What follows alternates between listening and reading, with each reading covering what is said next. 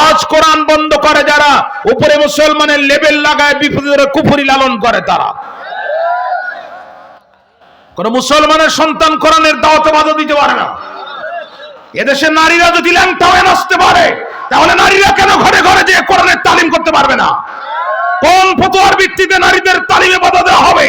বলে যে অনেক মুসলমানের দেশ, কোরআনের প্রশ্নে আমরা আমাদের বাবাকেও চিনব না, চাচাকেও চিনব না। আপনি ইসলামের পক্ষে থাকবেন, আপনি আমার বাবা, বাবা হিসাবে আমি আপনাকে সম্মান করব। আমার বুকের চামড়া কেটে দিয়ে আপনার পায়ের জুতা বানিয়ে দেওয়ার জন্য আমি 24টা ঘন্টার প্রতিটি মিনিটের প্রতিটি সেকেন্ড প্রস্তুত আছি, কিন্তু ইসলামের বিরুদ্ধে আপনার আনুগত্য করার জন্য আমি 1 সেকেন্ডের জন্য প্রস্তুত নই। কোরআনের দাওয়াতে যারা বাধা দিবে তারা আমাদের শত্রু। ওরা এই যুগের আবু জেহেল, এই যুগের আবুল আহাব, ওরা এই যুগের ফিরআউন আর নমরুদ। সে যুগে যারা কোরআনের দাওয়াতে বাধা দিত তারা যদি কাফের হয়, আজকে যারা বাধা দেবে না তারা কাফের হবে না কোন অঙ্কে আমি জানতে চাই। ভাইরা আমার, খেয়াল করেন, ধনী মানুষ অসুস্থ হয়েছে, রক্ত দরকার, ও নেগেটিভ ব্লাড, বড় আনকমন রক্ত, কারো রক্তের সাথে মিলে না। হঠাৎ করে এক কৃপণের রক্তের সাথে মিলে গেছে। কৃপণকে বলছে তোমার রক্ত দেওয়া লাগবে। কৃপণ বলছে লোক আর পাও নাই খুঁজি, আমি ভাতই ঠিক মতো খাই না, আমি রক্ত দেয়া মাল? ধনী মানুষ কৃপণকে জোর করে ধরে নীলফামারী হসপিটালে ভর্তি করে 3 ব্যাগ রক্ত নিয়েছে। বলছে আল্লাহ আমার সব নিয়ে নিয়েছে। রক্ত নেওয়া শেষ হলো যখন, ধনী মানুষ টেবিলে ড্রট টান দিয়ে 3 লক্ষ টাকার একটা চেক লিখে কৃপণে হাতে দিল। তখন কৃপণ চেকটা দেখি বলছে স্যার অসুবিধা নাই, আমি আরো 1 ব্যাগ রক্ত দিতে চাই। ধনী মানুষ বলছে এখন লাগবে না, তবে লাগবে যখন তোমাকে টেলিফোন করা হবে তখন। 1 মাস পরে টেলিফোন করছে, রক্ত দরকার। বলছে কোথায় আসতে হবে শুধু বলেন একবার। ওর ধারণা কতদিন 3 লাখ টাকা দিয়েছে, আজকে 5 লাখ দেবে। রক্ত নিয়ে আসে সোনার বাংলাদেশ। ধনী মানুষ পকেটে হাত দিল, সেখানে 5টা 2 টাকার নোট ছিল, তার 3টেই ছেঁড়া ছিল। ওটা কৃপণের কাছে দিল। কৃপণ দেখলো, মেজাজ খারাপ হলো, আর দূরে সুরে ফেললো, আর বুকে বলল মিয়া ফাজলামি করার জায়গা পান না। 1 মাস পূর্বে 3 লাখ দিলেন, 1 মাস পূর্বে প্রতি ব্যাগে দিলেন 1 লাখ, আর এখন দিলেন 10 টাকা, তার 6 টাকা চলে না। ফাজলামি করার জায়গা পান না। ধনী মানুষ বলছে মন খারাপ করিস না, 1 মাস পূর্বে আমি ছিলাম ধনী, আমার মনও ছিল ধনী। তুই কৃপণ খারাপ, তোর রক্ত খারাপ। তোর রক্ত যেই দিন আমার রক্তের ভিতরে প্রবেশ করেছে, আমি নিজেই কৃপণ হয়ে গেছি। কোরআনের দাওয়াতে বাধা দেয়া কাজ ছিল ফিরআউনের কাজ, নমরুদের কাজ, আবু জেহেলের কাজ, আবুল আহাবের কাজ, উতবার কাজ, সাইবার কাজ, ওলীদ ইবনে মুগীরার কাজ। যুগে যুগে ফিরআউন, নমরুদ, আবু জেহেল, আবুল আহাব, উতবার, সাইবা, রক্ত যাদের রক্তের মধ্যে প্রবেশ করেছে তারা আল্লাহর কোরআনের দাওয়াতে যুগে যুগে বাধা দিয়েছে। কোরআনের সাথে আপনার সম্পর্ক নাই, আপনি যত বড় মাতব্বর বাহাদুর হন না কেন, আপনার সাথে আমার সম্পর্ক থাকতেই পারে না। আপনাকে আমি ভালোবাসবো আল্লাহর জন্য, আপনাকে আমি ঘৃণা করব আল্লাহর জন্য। শুধুমাত্র ক্ষমতার চেয়ারকে টিকিয়ে রাখার জন্য হেলিকপ্টারে উঠে গুলি করে ছোট মাসুম বাচ্চা পর্যন্ত হত্যা করে দিয়েছে। নিজে নিজে ক্ষমতায় থাকে যারা, এই 3টি খারাপ বৈশিষ্ট্যের মালিক তারা। তাফসিরে নাম তাফসিরে নুরুল কোরআন। দাকিয়ানুসের বৈশিষ্ট্য ছিল 3টা। 1 নম্বর জালেম, 2 নম্বর নিষ্ঠুর, 3 নম্বর মূর্তি পূজক। 1 নম্বর কি বলেন? জালেম। টাকার মধ্যে মূর্তি, পয়সার মধ্যে মূর্তি, 3 রাস্তার মোড়ে মূর্তি, 4 রাস্তার মোড়ে মূর্তি, স্কুলের সামনে মূর্তি, কলেজের সামনে মূর্তি, বিশ্ববিদ্যালয়ের সামনে মূর্তি, সব জায়গায় মূর্তি নির্মাণ করে যারা ইসলামের চূড়ান্ত দুশমন শত্রু, তারা ফিরআউন আর নমরুদের উত্তরসূরি ছাড়া তারা আর কিছু হতে পারে না। মূর্তি গড়ার জন্য আমরা জন্ম নেইনি, আমাদের জন্ম হয়েছে মূর্তি ভাঙার জন্য। জোরে বলেন কথা ঠিক নেবে। দাকিয়ানু সারা দেশে রেড অ্যালার্ট জারি করে দিল, ডিক্রি জারি করল, মার্শাল ল দিয়ে দিল, আইন জারি করে দিল। আমার দেশে থাকবে যারা মূর্তি পূজা করবে তারা, আমার দেশে থাকবে যারা মূর্তির পায়ে সিজদা দিবে তারা, আমার দেশে থাকবে যারা মূর্তিকে রব বলে মেনে নেবে তারা, আর মানবে না যারা, দুই ভাগে ভাগ হবে তারা। এক ভাগ যাবে ক্রস ফায়ারে, আর এক ভাগ যাবে আয়না ঘরে। উত্তর কেতকি বাড়ি নামাজি পাড়ার যুব সমাজ ওই এলাকাবাসীর উদ্যোগে আয়োজিত 2 দিন ব্যাপী তাফসীরুল কোরআন মাহফিল 11তম 2025 সমাপনী দিনের মোকাররম মোহতারাম মুআজ্জাজ রেসপেক্টেড অনারেবল সম্মানিত সভাপতি জনাব মোহাম্মদ ইসমাইল হোসেন হাবিল সাহেব আতালাল্লাহু উমরাহু ওয়া বারাকাল্লাহু ফি হায়াতিহি ওয়া ক্বাব্বালাল্লাহু সাইরা আমালিহি। আমরা চিৎকার করে বলছি আল্লাহুম্মা আমিন। আজকের মাহফিলের সম্মানিত সহসভাপতি জনাব আকরাম হোসেন সাহেব, প্রধান পৃষ্ঠপোষক জনাব হাফেজ মাওলানা মুমিনুল ইসলাম সাহেব, প্রধান অতিথি প্রভাষক জনাব মোহাম্মদ গোলাম আজম সাহেব সহ বিজ্ঞ প্রাজ্ঞ অতিথিবৃন্দ, কোরআন এবং হাদিসের আলোকে যুগ জিজ্ঞাসা নিরীক্ষা আলোচনা পেশ করেছেন হযরতুল আল্লাহ মাওলানা মাহমুদুল হাসান বিপ্লবী সাহেব, হযরত মাওলানা আব্দুল জলিল সাহেব সহ সম্মানিত আলোচকবৃন্দ, দূরদরাজ থেকে আসা ধুলির আসনে বসা আগত স্বাগত সুচিন্তিত শিক্ষিত সম্মানিত মুরব্বিয়ানে কারাম, মস্তে মুজাহিদ খালেদ তারেক সাইফুল্লাহর উত্তরসূরি নওজোয়ান প্রিয় যুবক ভাইরা, সমবয়সী বন্ধুরা, স্নেহের কচিকাচা অনুষবৃন্দ, পর্দার অন্তরালে অবস্থানরত সর্বগুণে গুণান্বিতা পর্দা নিশিনী আমার মা এবং বোনেরা, আলোচনার শুরুতেই অন্তরের গহীন কন্দর থেকে আপনাদের উদ্দেশ্যে জ্ঞাপন করছি আন্তরিক মোবারক ইসলামী রীতিনীতি অনুযায়ী আসসালামু আলাইকুম ওয়া রাহমাতুল্লাহি ওয়া বারাকাতুহু।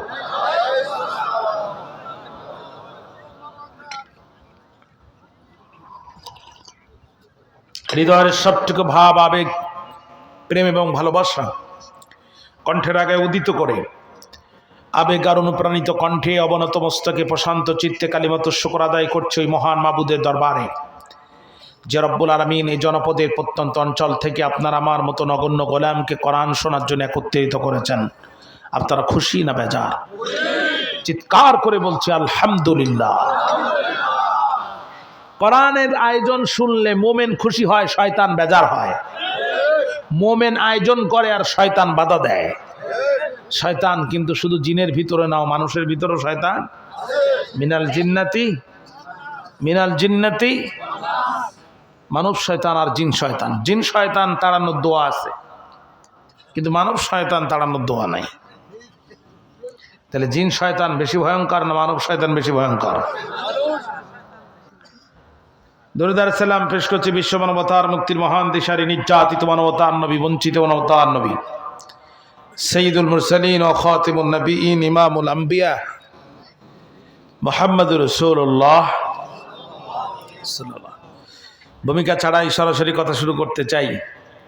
তেলাওয়াত করেছি কোরআনুল কারীমের 18 নম্বর সূরা 15 নম্বর পারা সূরাতুল কাহফের 9 থেকে 14 নম্বর আয়াতে কারিমা। তেলাওয়াতকৃত আয়াতে কারিমার অন্তর্নিহিত বক্তব্যকে সামনে রেখে কথা শুরু করার নিয়ত করছি। আল্লাহ আমার জবান এবং কণ্ঠকে আপনাদের খেদমতে কবুল করুক। সূরাটির নাম সূরাতুল কাহফ। কাহফ শব্দের অর্থ হচ্ছে গারুন ফিল জাবাল আও গারুন ফিল ওয়াদি, পাহাড়ের গুহা।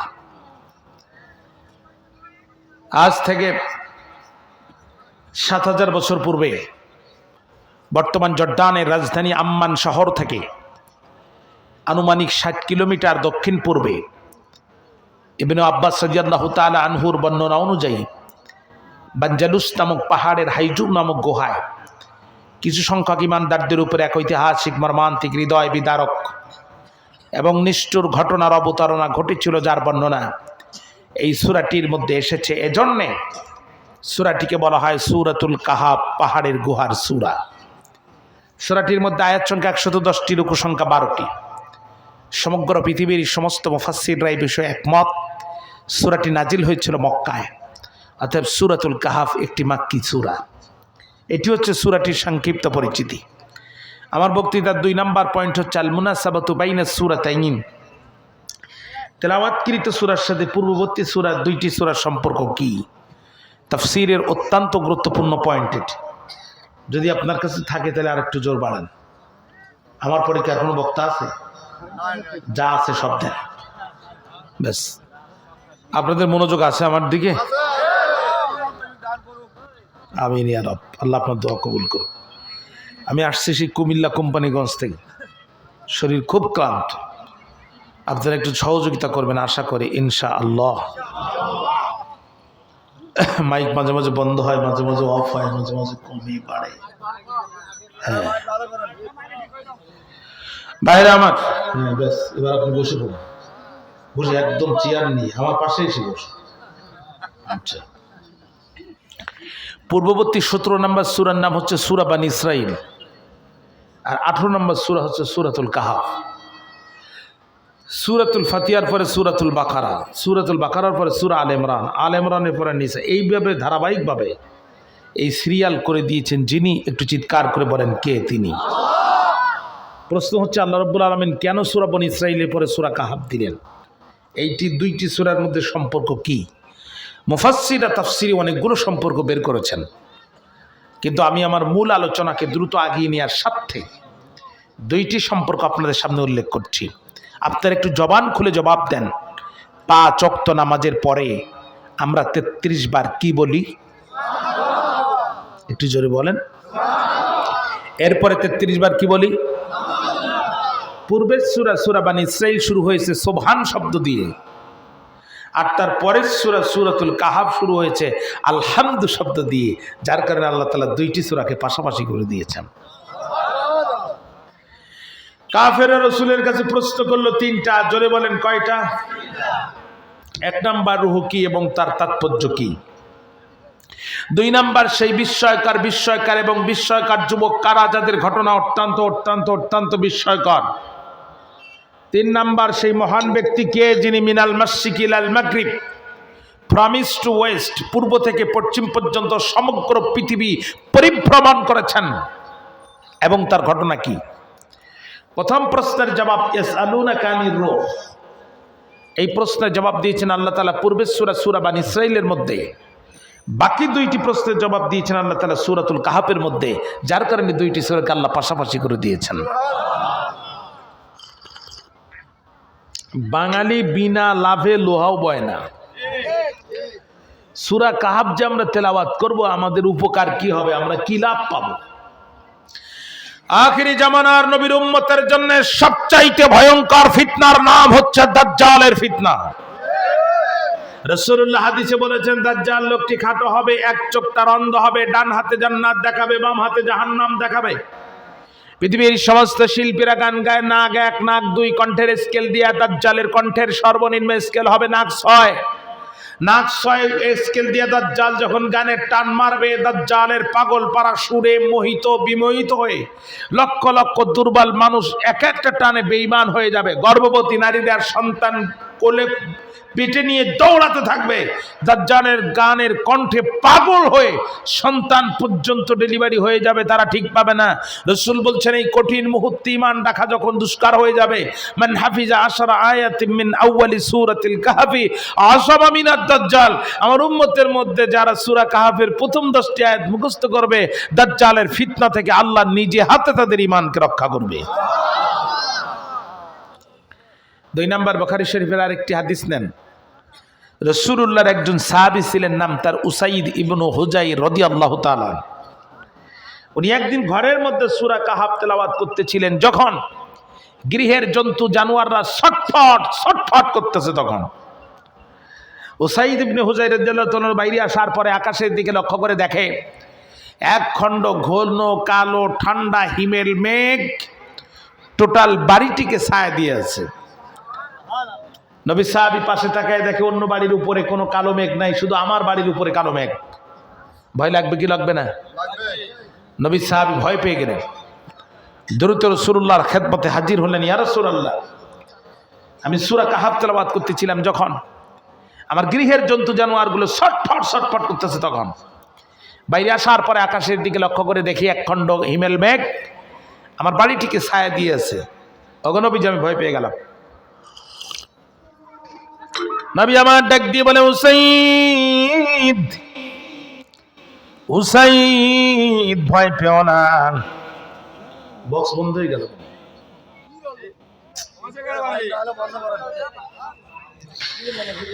নবী আমার ডাক দিয়ে বলে উসাইদ ভয় পেও না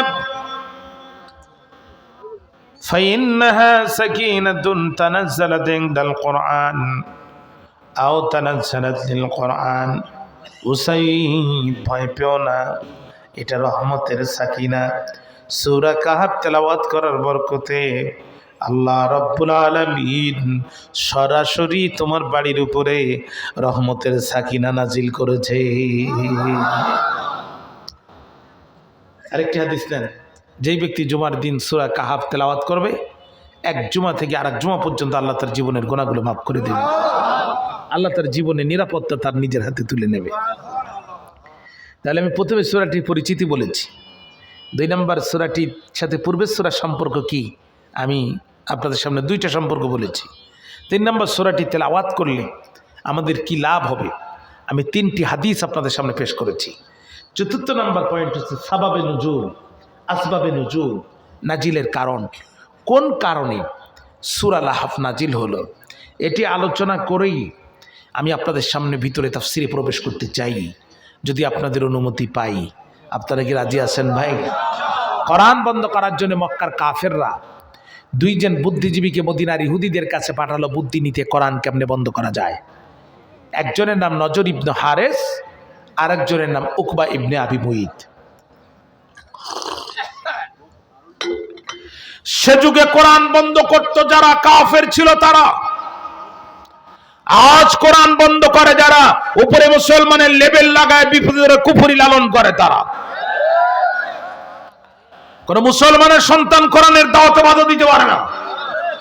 এদেশে নারীরা যদি ল্যাংটা হয়ে নাচতে পারে তাহলে নারীরা কেন ঘরে ঘরে যে কোরআনের তালিম করতে পারবে না? কোন ফতোয়ার ভিত্তিতে নারীদের তালিমে বাধা দেওয়া হবে? বলে যে অনেক মুসলমানের দেশ, কোরআনের প্রশ্নে আমরা আমাদের বাবাকেও চিনব না, চাচাকেও চিনব না।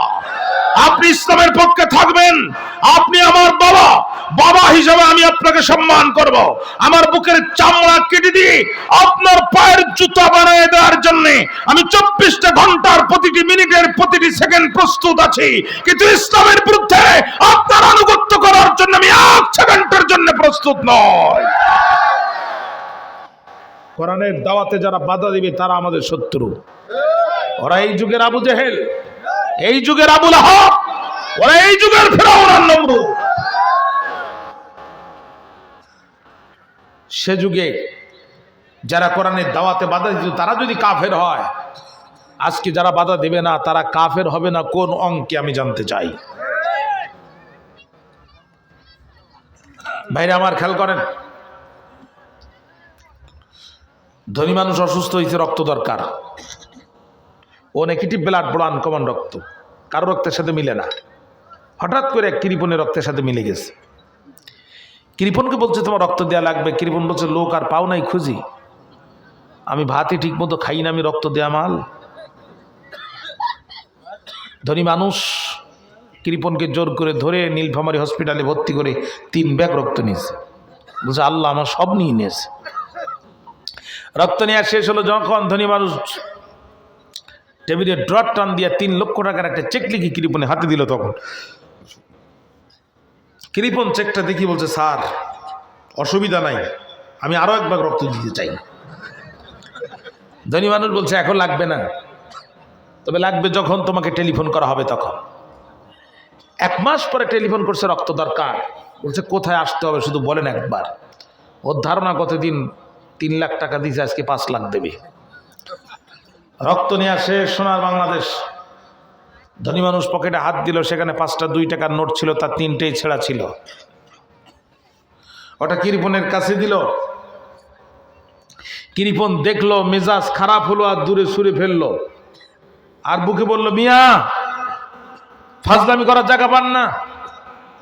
1 মাস পূর্বে 3 লাখ দিলেন, 1 মাস পূর্বে প্রতি ব্যাগে দিলেন 1 লাখ, আর এখন দিলেন 10 টাকা, তা 6 টাকা চলে না। ফাজলামি করার জায়গা পান না। ধনী মানুষ বলছে মন খারাপ করিস না, 1 মাস পূর্বে আমি ছিলাম ধনী, আমার মনও ছিল ধনী। তুই কৃপণ খারাপ, তো রক্ত খারাপ, তোর রক্ত যেই দিন আমার রক্তের ভিতরে প্রবেশ করেছে আমি নিজেই কৃপণ হয়ে গেছি। কোরআনের দাওয়াতে বাধা দেয়া কাজ ছিল ফেরাউনের কাজ, নমরুদের কাজ, আবু জেহেলের কাজ, আবুল আহাবের কাজ, উতবার কাজ, সাহেবার কাজ, ওয়ালিদ ইবনে মুগিরার কাজ। যুগে যুগে ফেরাউন, নমরুদ, আবু জেহেল, আবুল আহাব, উতবার, সাহেবা রক্ত যাদের রক্তের মধ্যে প্রবেশ করেছে তারা আল্লাহর কোরআনের দাওয়াতে যুগে যুগে বাধা দিয়েছে। কোরআনের সাথে আপনার সম্পর্ক নাই, আপনি যত বড় মাতব্বর বাহাদুর হন না কেন, আপনার সাথে আমার সম্পর্ক থাকতেই পারে না। আপনাকে আমি ভালোবাসবো আল্লাহর জন্য, আপনাকে আমি ঘৃণা করব আল্লাহর জন্য। মক্কার দুইজন কাফের মদিনার ইহুদিদেরকে বলছে আমাদের বাঁচাও। কয় কেন, কি হয়েছে তোমাদের? কয় আমাদের ঘরের ছেলে মুহাম্মদ, বলেন সাল্লাল্লাহু, নিজেকে নবী দাবি করেছে। আমাদের সন্তানেরা খায় আমাদের ঘরের, আন্দোলন করে মুহাম্মাদের পক্ষে। এইভাবে যদি চলতে থাকে নেতৃত্ব কর্তৃত্ব আর কিছুই আমাদের হাতে থাকবে না, সব মুহাম্মদ সাল্লাল্লাহু আলাইহি সাল্লাম এবং তার উম্মতদের হাতে চলে যাবে। অথবা আমাদেরকে বাঁচাও। মদিনার ইহুদিরা বলছে আগে খোঁজ নাও সে আল্লাহর নবী কিনা। এই সামনে ছেলেরা কারা কথা বলে? যদি সে সত্যি আল্লাহর নবী হয় তাহলে শুধু মক্কার ইহুদি কেন, গোটা পৃথিবীর ইহুদি এক জায়গায় করে তাবিজ বানায় গলায় সুলায় রাখলেও কোনো লাভ নাই। তোমরা তার কাছে তিনটা প্রশ্ন করো। 1 নাম্বার, রুহু কি এবং তার তাৎপর্য কি? 2 নাম্বার, সেই বিস্ময়কর যুবক কারা? 3 নাম্বার, সেই মহান ব্যক্তি কে যার তিনি গোটা পৃথিবী সফর করেছেন, পরিভ্রমণ করেছেন, ঘুরে বেড়িয়েছেন, এবং তার ঘটনা কি? ওরা মক্কায় আসলো, মনোযোগ আছে তো আপনাদের দিকে? আল্লাহ রসুলের কাছে প্রশ্ন করলেন। আল্লাহ রসুল বললেন তোমাদের প্রশ্নের জবাব আগামীকাল দিব। কিন্তু ঘটনাবশত তিনি ইনশা আল্লাহ বলতে ভুলে গিয়েছিলেন। উলুমুল কোরআন আল ইতকান ফি উলুমিল কোরআনের মধ্যে হাফেজ জালালউদ্দিন সুয়ুতী রাহমাতুল্লাহ আলাইহি বলেন, নবীজি এই ভুলে যাওয়ার কারণে, ইনশা আল্লাহ বলতে ভুলে যাওয়ার কারণে নবীজির উপরে একটানা 40 দিন ওহী নাজিল হওয়া বন্ধ ছিল। এই সুযোগে মক্কার কাফেররা প্রত্যেক দিন রসুলের কাছে প্রশ্ন জিজ্ঞাসা করে, আল্লাহ নবী তাদের উত্তর দিতে পারে না। তারা বিশ্ব নবীর নামে বিভিন্ন কথাবার্তা বলে। হ্যাঁ, নবী হয় এত সহজ? 3 প্রশ্নের জবাব দিতে যদি 40 দিন লাগে, বাকি প্রশ্নের জবাব কবে দেবে? আবার আল্লাহ ডাক দিয়ে বলে, জিবরিল, রে জিবরিল, আর করোনা দেরি, চলে যাও তাড়াতাড়ি। মক্কার কাফিররা আমার নবীকে প্রশ্ন করে অপমান করতে চায়। আমি আল্লাহ আমার নবীর পক্ষে কাফেরদের প্রশ্নের জবাব আসমান থেকে নাজিল করতে চাই। জিবরিল আমিন চলে আসলেন। সূরাতুল কাহাফ নাজিল হয়ে গেল। দেশের নাম জর্দান, বাচ্চার নাম দাকিয়ানুস। বৈশিষ্ট্য তার 3টা।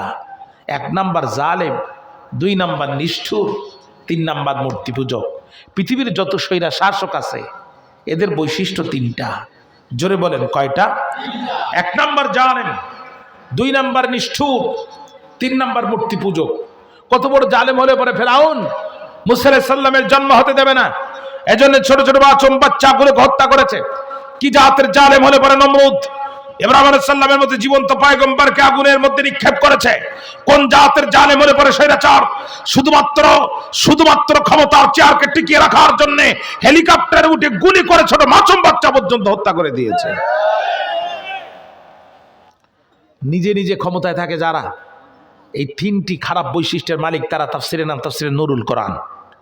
দাকিয়ানুসের বৈশিষ্ট্য ছিল 3টা। 1 নাম্বার জালেম, 2 নাম্বার নিষ্ঠুর, 3 নাম্বার মূর্তি পূজক। 1 নাম্বার কি বলেন? জালেম। টাকার মধ্যে মূর্তি, পয়সার মধ্যে মূর্তি, 3 রাস্তার মনে মূর্তি, 4 রাস্তার মনে মূর্তি, স্কুলের সামনে মূর্তি, কলেজের সামনে মূর্তি, বিশ্ববিদ্যালয়ের সামনে মূর্তি, সব জায়গায় মূর্তি নির্মাণ করে যারা ইসলামের চূড়ান্ত দুশমন শত্রু, তারা ফেরাউন আর নমরুদের উত্তরসূরি ছাড়া তারা আর কিছু হতে পারে না। মূর্তি গড়ার জন্য আমরা জন্ম নেয়নি, আমাদের জন্ম হয়েছে মূর্তি ভাঙার জন্য। জোরে বলেন কথা ঠিক নেবে? দাকিয়ানুস সারা দেশে রেড অ্যালার্ট জারি করে দিল, ডিক্রি জারি করল, মার্শাল ল দিয়ে দিল, আইন জারি করে দিল। আমার দেশে থাকবে যারা মূর্তি পূজা করবে তারা, আমার দেশে থাকবে যারা মূর্তির পায়ে সিজদা দিবে তারা, আমার দেশে থাকবে যারা মূর্তিকে রব বলে মেনে নেবে তারা, আর মানবে না যারা, দুই ভাগে ভাগ হবে তারা। এক ভাগ যাবে ক্রস ফায়ারে, আর এক ভাগ যাবে আয়না ঘরে। আপনারা ওদিক তাকাচ্ছেন কেন? আমার দিকে তাকান, আমার চেহারা খুব খারাপ না? আপনাদের কোনো সমস্যা হচ্ছে নাকি? মনোযোগ আছে আমার দিকে? এত উঠা চলা করেন না, আদব বজায় রাখেন।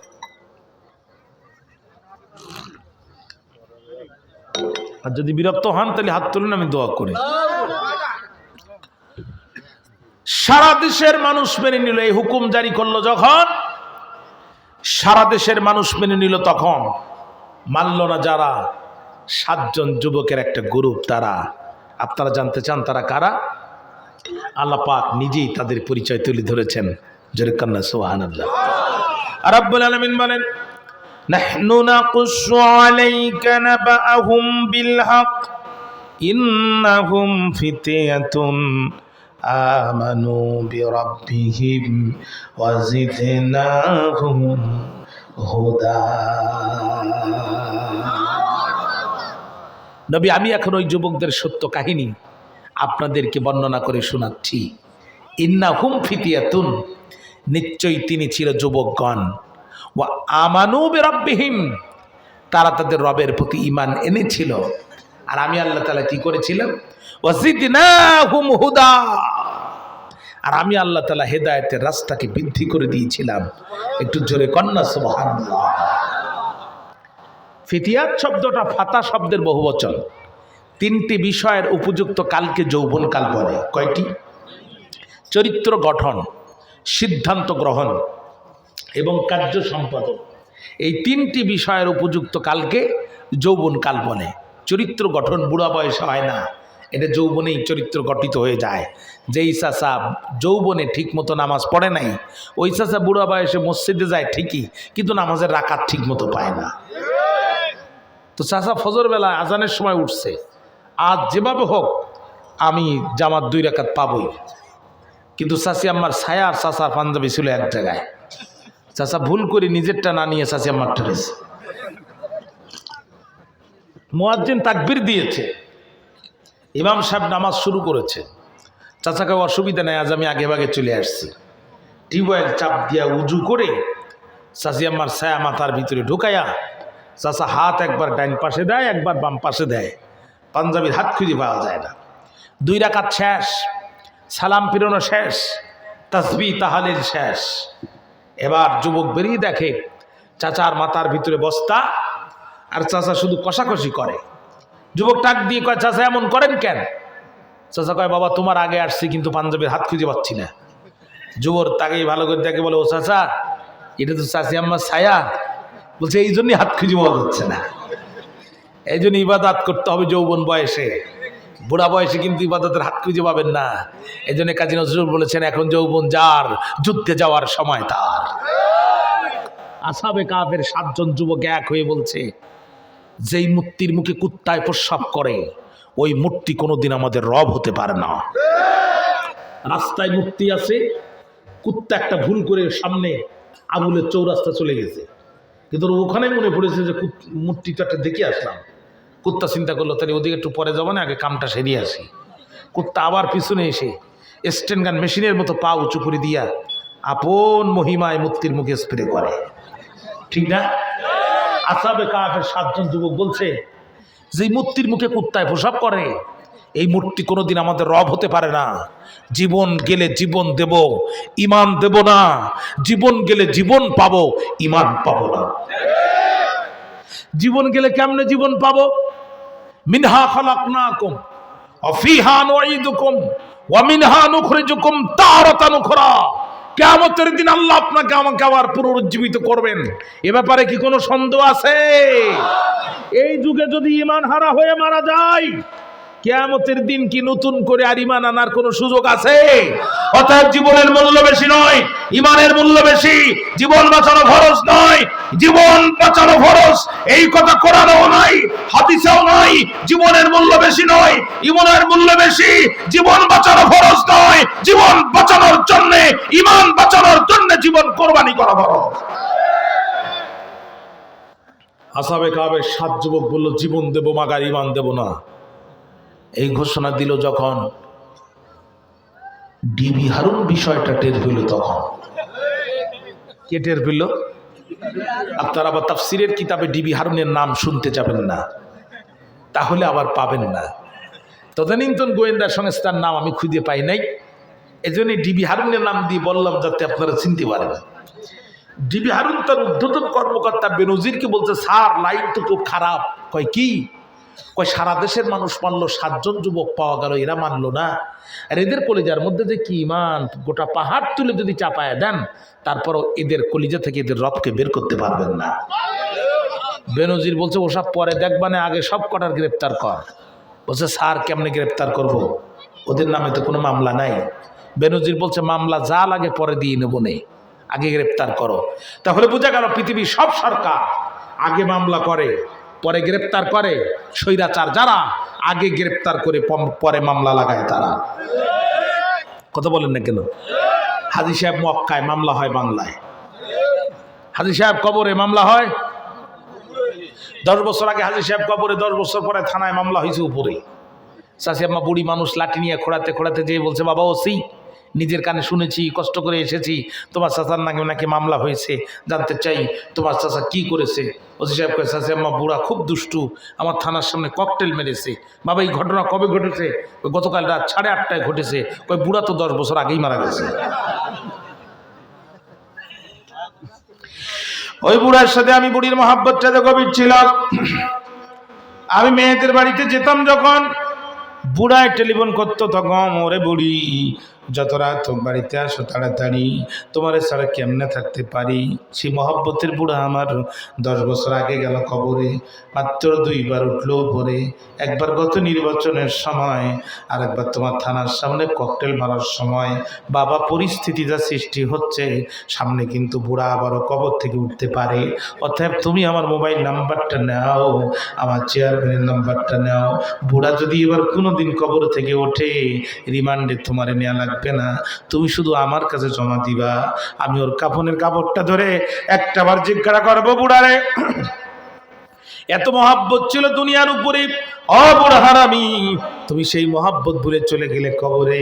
তুমি কবর থেকে উঠে ভোট দেওয়ার সময় পাও, কবর থেকে উঠে ককটেল মারার সময় পাও, আমার সাথে একটাবার ঘরে উকি দিয়ে দেখা করার সময় তোমার হয় না। জানতে চাই এই জাতের মামলা সমাজে ছিল নাকি ছিল না? আসহাবে কাফের, আসহাবে কাফের 7 জন যুবক, আসহাবে কাফের 7 জন যুবক গ্রেফতার হয়ে গেল। হাতের মধ্যে দড়ি দেওয়া হলো, পায়ের মধ্যে বেড়ি দেওয়া হলো। বন্ধু কষ্টের কথা কি বলবো, গরু আর ছাগলকে যেমন টেনে নিয়ে আসে, এই 7 জন ইমানদার কিভাবে টেনে দাকিয়ানো সিরাত আদালতে হাজির করা হবে। 7 জন যুবক হাতে পায়ে দড়ি বাঁধা অবস্থায় মাটিতে বসে আছে।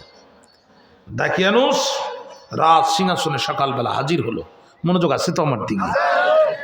প্রচন্ড রাগ, শরীরের পশমগুলো খাড়া হয়ে গেল, রাগে তার চক্ষু লাল হয়ে গেল। যুবকদেরকে বলল, যুবকেরা দাঁড়াও, এত বড় দুঃসাহস কোথায় পেলে? সারা দেশের মানুষ আমার কথা মতো মূর্তিকে রব বলে মানলো, তোমরা মানলে না, এ দুঃসাহস পেলে কোথায়? জবাব দাও। আল্লাহ কয় নবী ওয়ারাবাতনা আলা কুলুবিহিম, যুবকেরা জবাব দেওয়ার জন্য যখন দাঁড়িয়েছে, আমি আল্লাহ আমাদের অন্তরকে ঈমানের উপরে আরো শক্ত করে দিয়ে দিয়েছি। যুবকেরা দাঁড়িয়ে বলল, রব্বুনা রব্বুস সামাওয়াতি ওয়াল আরদ, এরে দাকিয়ানুস আমাদের রব তো তিনি, আসমানের রব যিনি, আমাদের রব তো তিনি, জমিনের রব যিনি, আমাদের রব তো তিনি, জীবন দান করেন যিনি, আমাদের রব তো তিনি, মৃত্যু দান করেন যিনি, আমাদের রব তো তিনি, মৃত্যুর পরে পুনরুজ্জীবিত করবেন যিনি। লান্নাদু ওয়া মিন দুনিহি ইলাহা, ওই রবকে ছাড়া অন্য কোনো ভেজাল সত্তাকে রব বানায়া বর্তমানেও ডাকি না, জীবন থাকতে ভবিষ্যতেও ডাকবো না। হাসির কষ্ট যদি ঝুলতে হয়, হাসি মুখে মৃত্যুকে আলিঙ্গন করব, কিন্তু আল্লাহকে ছাড়া পৃথিবীর কারোর আইনের কাছে মাথা নত করবো না। ঠিক না কথা? শুধু তাই না, যুবকেরা বলল দেখি শোনো, কথা আরো বাকি আছে। ঈমান কাকে বলে দেখেন, রাসূল বলছেন কালিমাতুন হাক্কিন ইনদা সুলতানিন জার, স্বৈরাচারের সামনে দাঁড়িয়ে সত্য কথা বলা সর্বোত্তম জিহাদ। যুবকেরা আবার বলছে হাউলাই কওমুন আত্তাখাযু মিন দুনিহি আলিহাতান লাউলা ইয়াতুনা আলাইহিম বিসুলতানিন বাইয়িন ফামান আযলামু মিম্মান ইফতারা আলাল্লাহি কাযিবা। এরা কি মানুষ? হাউলাই কওমুন, আমাদের এই সম্প্রদায়ের কি হলো? আত্তাখাযু মিন দুনিহি আলিহাতান, যারা আল্লাহকে বাদ দিয়ে বিভিন্ন ভেজাল সত্যকে রব হিসেবে গ্রহণ করেছে, তাদের কাছে কি দলিল আছে, কি ডকুমেন্ট আছে? আল্লাহকে বাদ দিয়ে অন্য কাউকে রব হিসেবে মানা যাবে? আল্লাহর আইন ছাড়া অন্য কারো আইন মানা যাবে? এ দলিল যদি তাদের কাছে থাকে, লাউলা ইয়াতুনা আলাইহিম বিসুলতানিন বাইয়িন, তারা সেই দলিল পেশ করে না কেন? ওয়ামান আযলামু মিম্মান ইফতারা আলাল্লাহি কাযিবা, ওই ব্যক্তির চেয়ে বড় জালেম আর কোন ব্যক্তি হতে পারে যে তার রবের নামে মিথ্যা প্রতিপন্ন করে? ভাইরা, পরিষ্কার বক্তব্য শুনে রাখেন, স্পষ্ট কথা শুনে রাখেন। আল্লাহকে বাদ দিয়ে যারা গাছকে সিজদা করে এরা যেমন মুশরিক, আল্লাহকে বাদ দিয়ে যারা গাছকে সিজদা করে এরা যেমন মুশরিক, আল্লাহকে বাদ দিয়ে যারা বড়র পায়ে সিজদা করে এরা যেমন মুশরিক। আল্লাহর আইন বাদ দিয়ে মানুষের তৈরি করা আইনের পক্ষে যারা মিছিল, মিটিং, আন্দোলন, সংগ্রাম, জীবন, যৌবন আর টাকা পয়সা ব্যয় করে এরা ঠিক একই জাতের মুশরিক, একই জাতের মুশরিক। এই দুই মুশরিকের মধ্যে কোনো পার্থক্য নাই।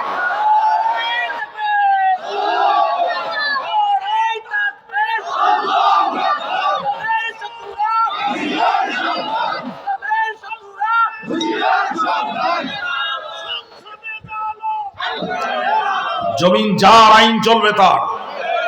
আকাশ কার? জমিন কার? বৃষ্টি দেন কে? সংসার করবে একজনের, আর তেল মাখাবার একজনের মাথায়। ওই ধান্দাবাজি চলতো না। জমিন যার, আইন চলবে তার। আল্লাহর আইন যারা মানে না তাদের পরিচয় তিনটা। তাদের পরিচয় কয়টা? আল্লাহ বলছেন ওয়ামান লাম ইয়াহকুম বিমা আনজালাল্লাহু ফাউলাইকা হুমুল কাফিরুন ওয়া ক্বালা আইদান ومن لم يحكم بما أنزل الله فأولئك هم الفاسقون وقال أيضا ومن لم يحكم بما أنزل الله فأولئك هم الظالمون।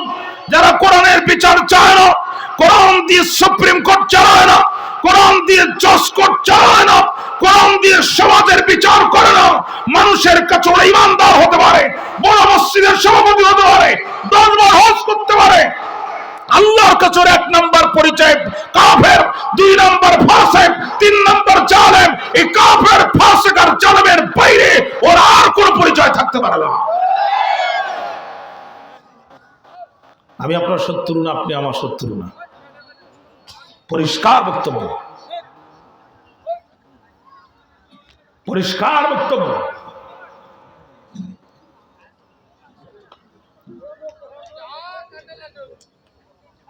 এদিকে মোবাইল করেননি?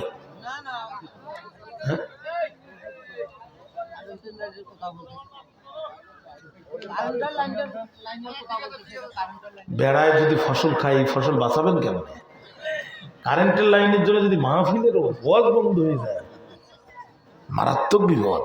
আপনাদের কষ্ট হচ্ছে, আমি দোয়া করি। মনোযোগ আছে আমার দিকে, মনোযোগ দেন। আমি জাস্ট বারটা ছেড়ে দেবো ইনশাআল্লাহ। এদিকে তাকান। যুবকের এই কথা যখন বলল, ডাকিয়ানি বলছে তোদের কথায় তো রাজাকার রাজাকার গন্ধ পাওয়া যায়। যুবকেরা সাবধান, আমি যাই বলি তাই করি। তোদের হাতে সময় মাত্র 3 দিন। যেরকম কয়দিন? You have to change all of your decision within 3 days। 3 দিনের ভিতরে তোদের সিদ্ধান্ত পরিবর্তন করতে হবে। এদের পিতামাতা কোথায়? এদেরকে বোঝা, এদেরকে নিয়ে যাও। প্রথম দিন পার হয়ে গেল। এদিকে মানুষগুলো কি এইভাবে কথা বলে? আল্লাহ আকবার। এত জোরে কথা বলতেছে, বক্তার বক্তৃতা বন্ধ হয়ে যাচ্ছে। এখন আপনাদের সামনে আল্লাহর বাণী হচ্ছে, আপনারা চুপচাপ করে মনোযোগ দিয়ে কোরআন শুনবেন।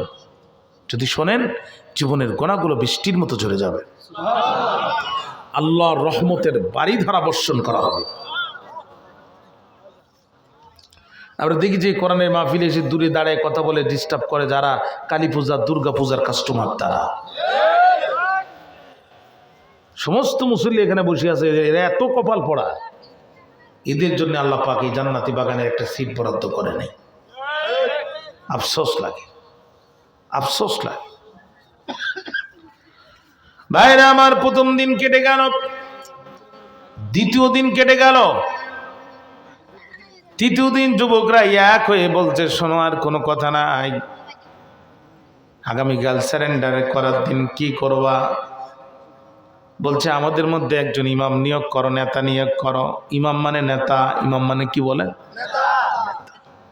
ইমাম যদি ভালো না হয় নামাজ কিন্তু ঠিক মতো। মাঝে মাঝে বক্তৃতা বলে সৌদি আরব থেকে এক লোক আসছে, চিন্তা করলো রসুলের দেশ থেকে যাব, একটা টুপি নিয়ে যাবো না, একটু দাড়ি রাখবো না, একটা পাঞ্জাবি নেবো না, তা কি আর হয়? বেচারা আসছে দেশে, 2 দিন বিশ্রাম নেওয়ার পরে মাগরিবের নামাজ পড়তে গেছে, পড়ছে লম্বা পাঞ্জাবি, মাথায় দিছে টুপি, তার উপরে রুমাল, এর উপরে পড়ছে তাজ, বেচারার মুখস্থ সূরা নাস, পড়তে গেছে মাগরিবের নামাজ। আল্লাহর কি শান, ইমামও গেছে ছুটিতে, মুয়াজ্জিনও গেছে বাড়াইতে। এখন ইমামতির দায়িত্ব কার? পাঞ্জাবি ঝুললাম বাজার, ইমামতির দায়িত্ব তো তার। ওরে বলছে সামনে যাও, ও বলছে বলছে লম্বা জুব্বা দেখলেই সামনে যাও। পিছন থেকে একজন বলছে বাপ তোমার জুব্বার যে ভাব, তোমার পিছনে রেখে আমরা সামনে গেলে হবে মহাপাপ, সুতরাং তুমি দেওয়ার এক ধাপ। এখন ইমামও যায় না, মুসল্লু শোনে না, রাকাতে সালাতে পাঞ্জাবি পরার ঠেলাতে আল্লাহু আকবার। প্রথম রাকাতেই সূরা নাসের টান মারছে, পেছন দিয়ে মুসল্লিরা বলছে আহ জুড়াই গেল জান, যে মধুর টান, এই না হলে ইমাম সৌদির ইমাম। ইমাম সাহেব মনে মনে কয় তোমরা খুশি হচ্ছ ভাই, আমার তো পরের রাকাতে সোজাহি দাঁড়ানো পুঁজি নাই। যাদের কাছে কোরআন নাই ওরা হচ্ছে 1 রাকাতের ইমাম। ওরা কয় রাকাতের ইমাম? ওরা শান্তি দেওয়ার কথা বলতে পারবে কিন্তু শান্তি জীবনে দিতে পারবে না, কারণ পরের রাকাতে কি পড়তে হবে এটা ওদের মনেই নাই। তো মুফতি সাহেবও না কোরআন এবং হাদিস ইস্তেমবাদ করে একটা মাসআলা বের করে নামাজ পড়াই দিবে, এই যোগ্যতাও তো নাই। 2 সিজদার মাঝখানে 1 তাসবিহ পরিমাণ বসতে হয়, অ্যাঙ্গেলে তাকিয়ে দেখে রেলিংয়ের যে ফাঁকটা কোনো রকম বাইর হবে মাথাটা, যদিও সুলি যাবে পিঠটা, কিন্তু এই ছাড়া কোনো গতি নেই। দ্বিতীয় সিজদায় মুসল্লিদেরকে ফেলে ইমাম সাহেব বীরের মতো রেলিং ভেঙে পালায়ন করে। মুসল্লি মসজিদে আর ইমাম সাহেব গরুর হাটে। 20 মিনিট পার হয়ে গেছে, ইমাম ওঠে না। এখন আমরা যারা যুবক মানুষ 1 ঘন্টা সিজদায় থাকতে পারে, আমাদের মুরব্বী চাচারা কি আর এতক্ষণ সিজদায় থাকতে পারে? চাচারা শুধু কাশে, তার মানে কাশি না, ইমাম সাহেবকে দ্রুত তোলার বাসি। শেষ পর্যন্ত এক চাচা বলেই ফেললো ইমাম সাহেব তুমি ওঠো বাপ, আমার কিন্তু উজু যায় যায় ভাব। তারপরে ওঠে না। আর এক চাচা বললো ইমাম সাহেব জীবনে বহুত নামাজ পড়ছি, এরকম বিপদে তো কোনোদিন পড়িনি। 1 রাকাতে যদি ঈশা রক্ত হয় বাকি রাকাত কি তাহাজ্জুদে মারবা? তারপরে ওঠে না। এক চাচা পাশ থেকে বলছে খোকা খোকা, ছোট্ট একটা পিচ্ছি পিচ্ছি বলছে তুমি জানো না নামাজে কথা বলতে নেই? বলছে তোর উপরে এখনো নামাজ ফরজ হয়নি, তুই একটু মাথা উঁচু করে সামনে দেখ যে ও মূল্য নাই স্ট্রোক করলো, ও তো জীবিত থাকলে এতক্ষণ ওঠার কথা ছিল। ছোট্ট পিচ্ছি মাথা উঁচু করে সামনে তাকায় দেখে মেম্বার ফাঁকা, রেলিং ভাঙা, হাত ধরে বলছে ওঠেন কাকা ওঠেন কাকা, সে মেম্বার ফাঁকা, মেম্বার ফাঁকা। উঠে সবাই মাথায় হাত দিয়ে বলছে সর্বনাশ, এত সুন্দর ইমামের চেহারা, মাথায় পট্টি, হাতে তসবি, মুখে বক্তব্যের আগে বিসমিল্লাহ, শেষে ইনশাআল্লাহ, এই ইমাম সামনে পাঠালাম। আর সেই ইমাম আজ 20 কোটি মুসল্লিকে সিজদায় ফেলে পিছনের দরজা দিয়ে হেলিকপ্টার দিয়ে পালিয়ে দিল্লিতে যেই পড়ল। সুতরাং এবার আর ওই ভুল কাজ করা যাবে না। এবার চেহারা দেখে ইমাম নিয়োগ করা যাবে না। এবার ইমাম যদি নিয়োগ করতে হয় কোরআন নামক দাড়িপাল্লায় তুলতে হবে, আর রাসূল নামক সুন্নাহর বাক্কারা দিয়ে পাথর দিয়ে ওজন করতে হবে। যেটা টিকবে ওইটার পিছনে যাব, যেটা টিকবে না ওইটাকে এই মুহূর্তে তালাক মারবো। তা না হলে মসজিদে যেমন নামাজ হবে না, সমাজের গঞ্চিরও বন্ধ হবে না। ঠিক না? ঠিক না? 7 জন যুবক এক হয়ে গেল। বক্তব্য কি এ পর্যন্ত বুঝতে আপনাদের কোনো কষ্ট হয়েছে ভাইরা? 7 জন যুবক এক হয়ে গেল, 7 জন যুবক এক হয়ে গেল, এক হয়ে বলছে শোনো, আগামীকাল আমরা দাকিয়ানুসের কাছে হাজিরা দিব। উন্মুক্ত মঞ্চে ফাঁসির কাজটি আল্লাহর উপরে ঈমান আনার কারণে আমাদেরকে ফাঁসিতে ঝুলায় মারা হবে, অথবা শুলে চড়ায় হত্যা করা হবে। রক্তাক্ত জামা কাপড় পরা অবস্থায় আমাদেরকে মাটির গর্তের মধ্যে পুঁতে ফেলা হবে। কিয়ামতের দিন আমরা এই রক্তাক্ত জামা কাপড় নিয়ে আল্লাহর দরবারে হাজির হব, নিজেদেরকে শহীদ পরিচয় দেব, আর নবীদের আগে হেঁটে হেঁটে জান্নাতে প্রবেশ করব। ও ভাই, ঈমান কাকে বলে? আল্লাহ এই জাতের ঈমান তুমি আমাদের অন্তরে বকশিশ করে দাও। আল্লাহ গো, এই জাতের ঈমান তুমি আমাদের ভিক্ষা দাও। বন্ধু কি বলবো, আজ যেমন চতুর্দিকে স্টেজে সামিয়ানার মধ্যে আপনারা বসে আছেন, কিয়ামতের দিন আল্লাহ রাব্বুল আলামিন তামাম পৃথিবীর মানুষগুলোকে ইসরাফিলের বাঁশির সুরের সাথে সাথে দুনিয়াতে তুলবেন, লোহার তামার ব্যারিকেড দিয়ে আল্লাহ আটকায় ফেলবেন, পালাবার সুযোগ সেই দিন থাকবে না। লোহার তামার ব্যারিকেড দিয়ে আল্লাহ রাব্বুল আলামিন আটকায় ফেলবেন। যখন আল্লাহ নিজেকে জাব্বার আর কাহার বলে পরিচয় দিবেন, তখন আল্লাহ নিজেকে জাব্বার আর কাহারের রূপ ধারণ করবেন। যখন ইব্রাহিম আলাইহিস সালামের মতো সিনিয়র পয়গম্বর ভয়ে থরথর করে কাঁপতে থাকবে, তখন দাউদ আলাইহিস সালাম কাঁপতে থাকবে, নূহ আলাইহিস সালাম কাঁপতে থাকবে, মূসা আলাইহিস সালাম কাঁপতে থাকবে। কিন্তু ওই দিন এক শ্রেণীর মানুষ এমন পাওয়া যাবে যারা মাথা উঁচু করে আল্লাহকে ডেমকে আর কোনো ভয় করবে না, তারা মাথা উঁচু করে লাইন দিয়ে জান্নাতের দিকে রওনা দেবে।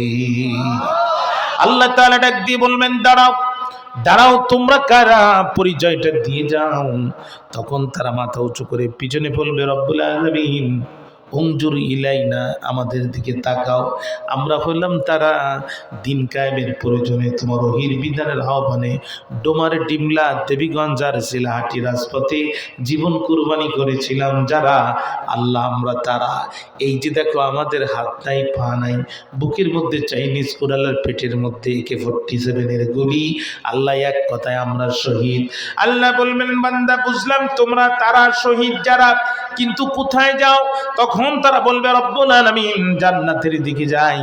আল্লাহ বলবেন, বান্দা জান্নাতের দিকে তো যাবা, জান্নাত তো তোমরাই পাবা, কিন্তু আমার কাছে কি আর নতুন করে কিছু চাবা?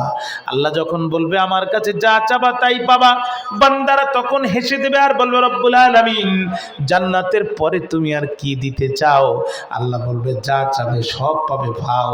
তখন তারা বলবে, রব্বুল আলামিন সত্যি যদি তুমি কিছু দিতে চাও, জান্নাতের পরেও যদি তোমার দেয়ার কিছুই থাকে, তাহলে চিলাহাটির জমিনে আর একবার যাওয়ার সুযোগ দাও, রাজপথের মাঝখানে দাঁড়াবো, তোমার নামে আর একবার লিল্লাহে তাকবীর দেব, বাতিলের আঘাতটা বুকের মধ্যে নিয়ে শহীদ হব, আর রক্তাক্ত জামা কাপড় পরা অবস্থায় তোমার কাছে আবারও ফিরে আসবো।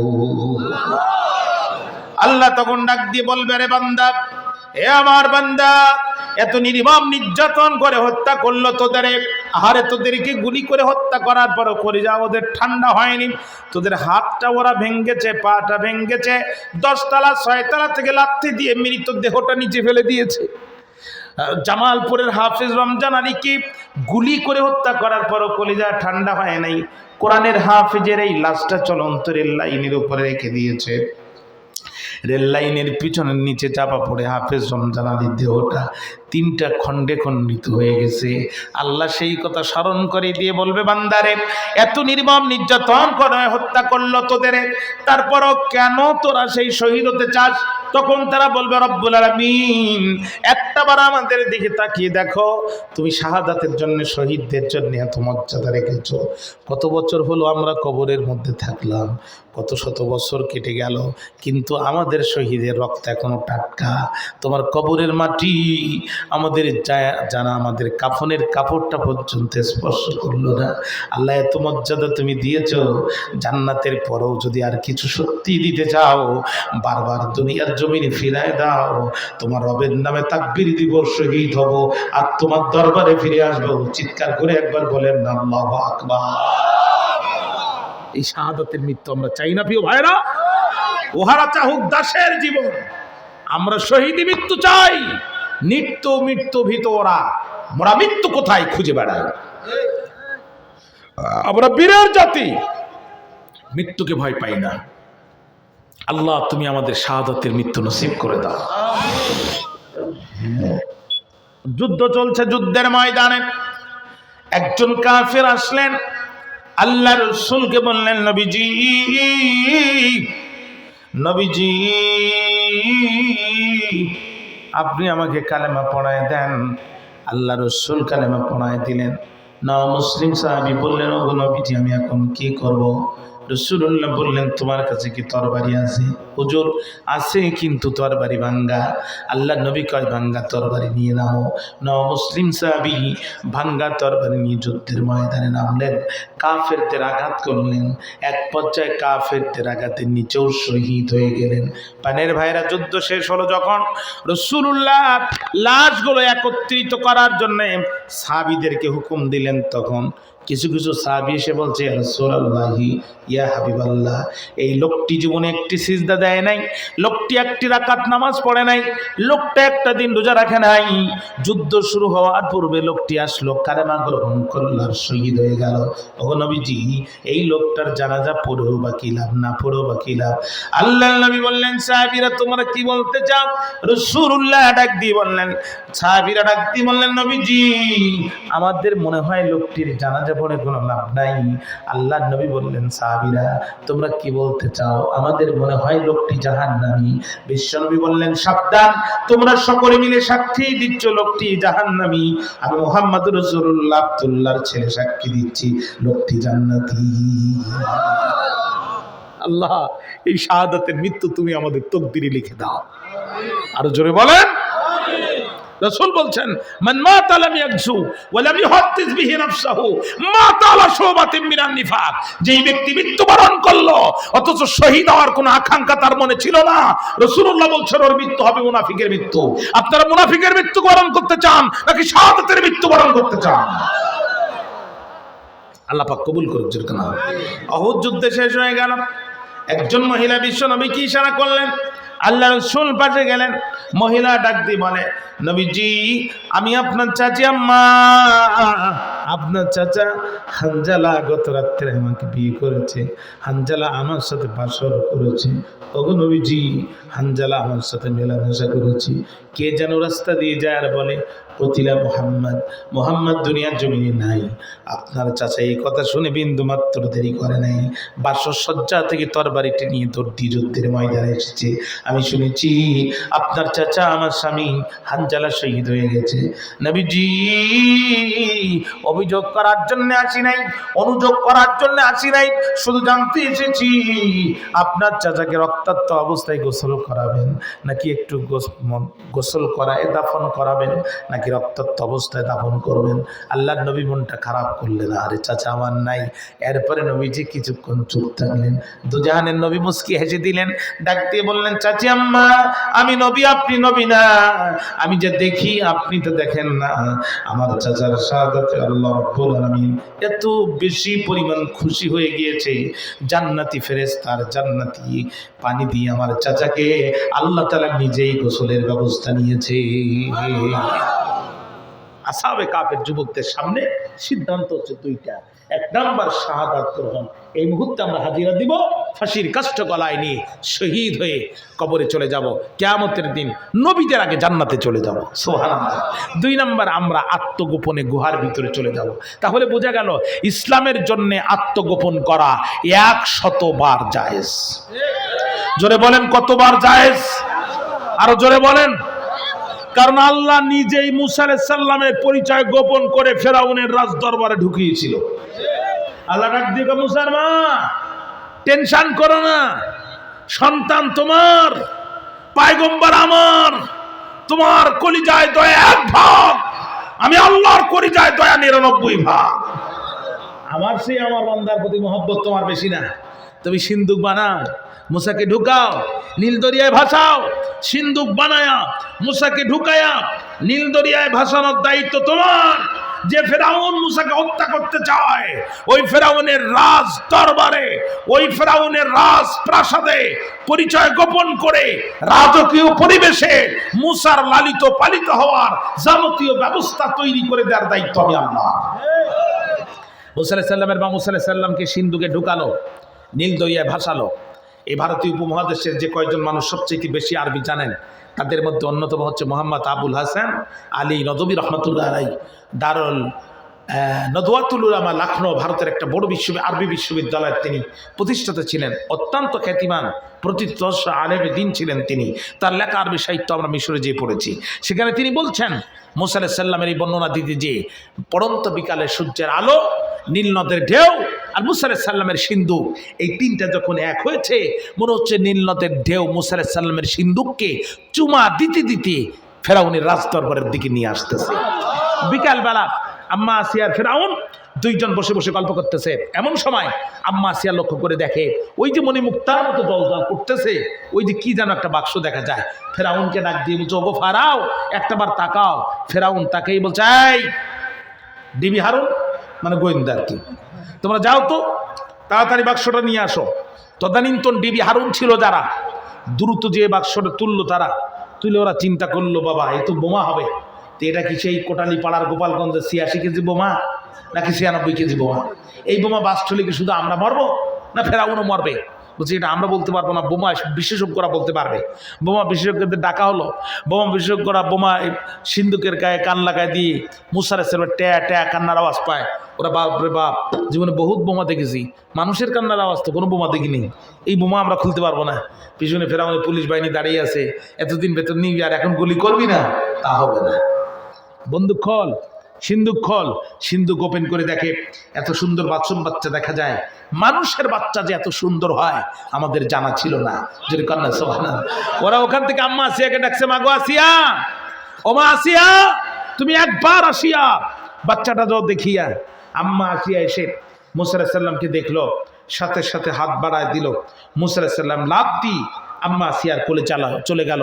পাপা চার, দুরাচার, চরিত্রহীন, লম্পট ফেরাউনের সাথে দীর্ঘ দাম্পত্য জীবনে যত কষ্ট আসিয়ার হৃদয়ে ছিল, মুসা আলাইহিস সালাম কোলে যাওয়ার সাথে সাথে আসিয়ার হৃদয় থেকে সমস্ত দুঃখ কষ্ট নিমিষেই ডিলেট হয়ে গেল, মুছে গেল।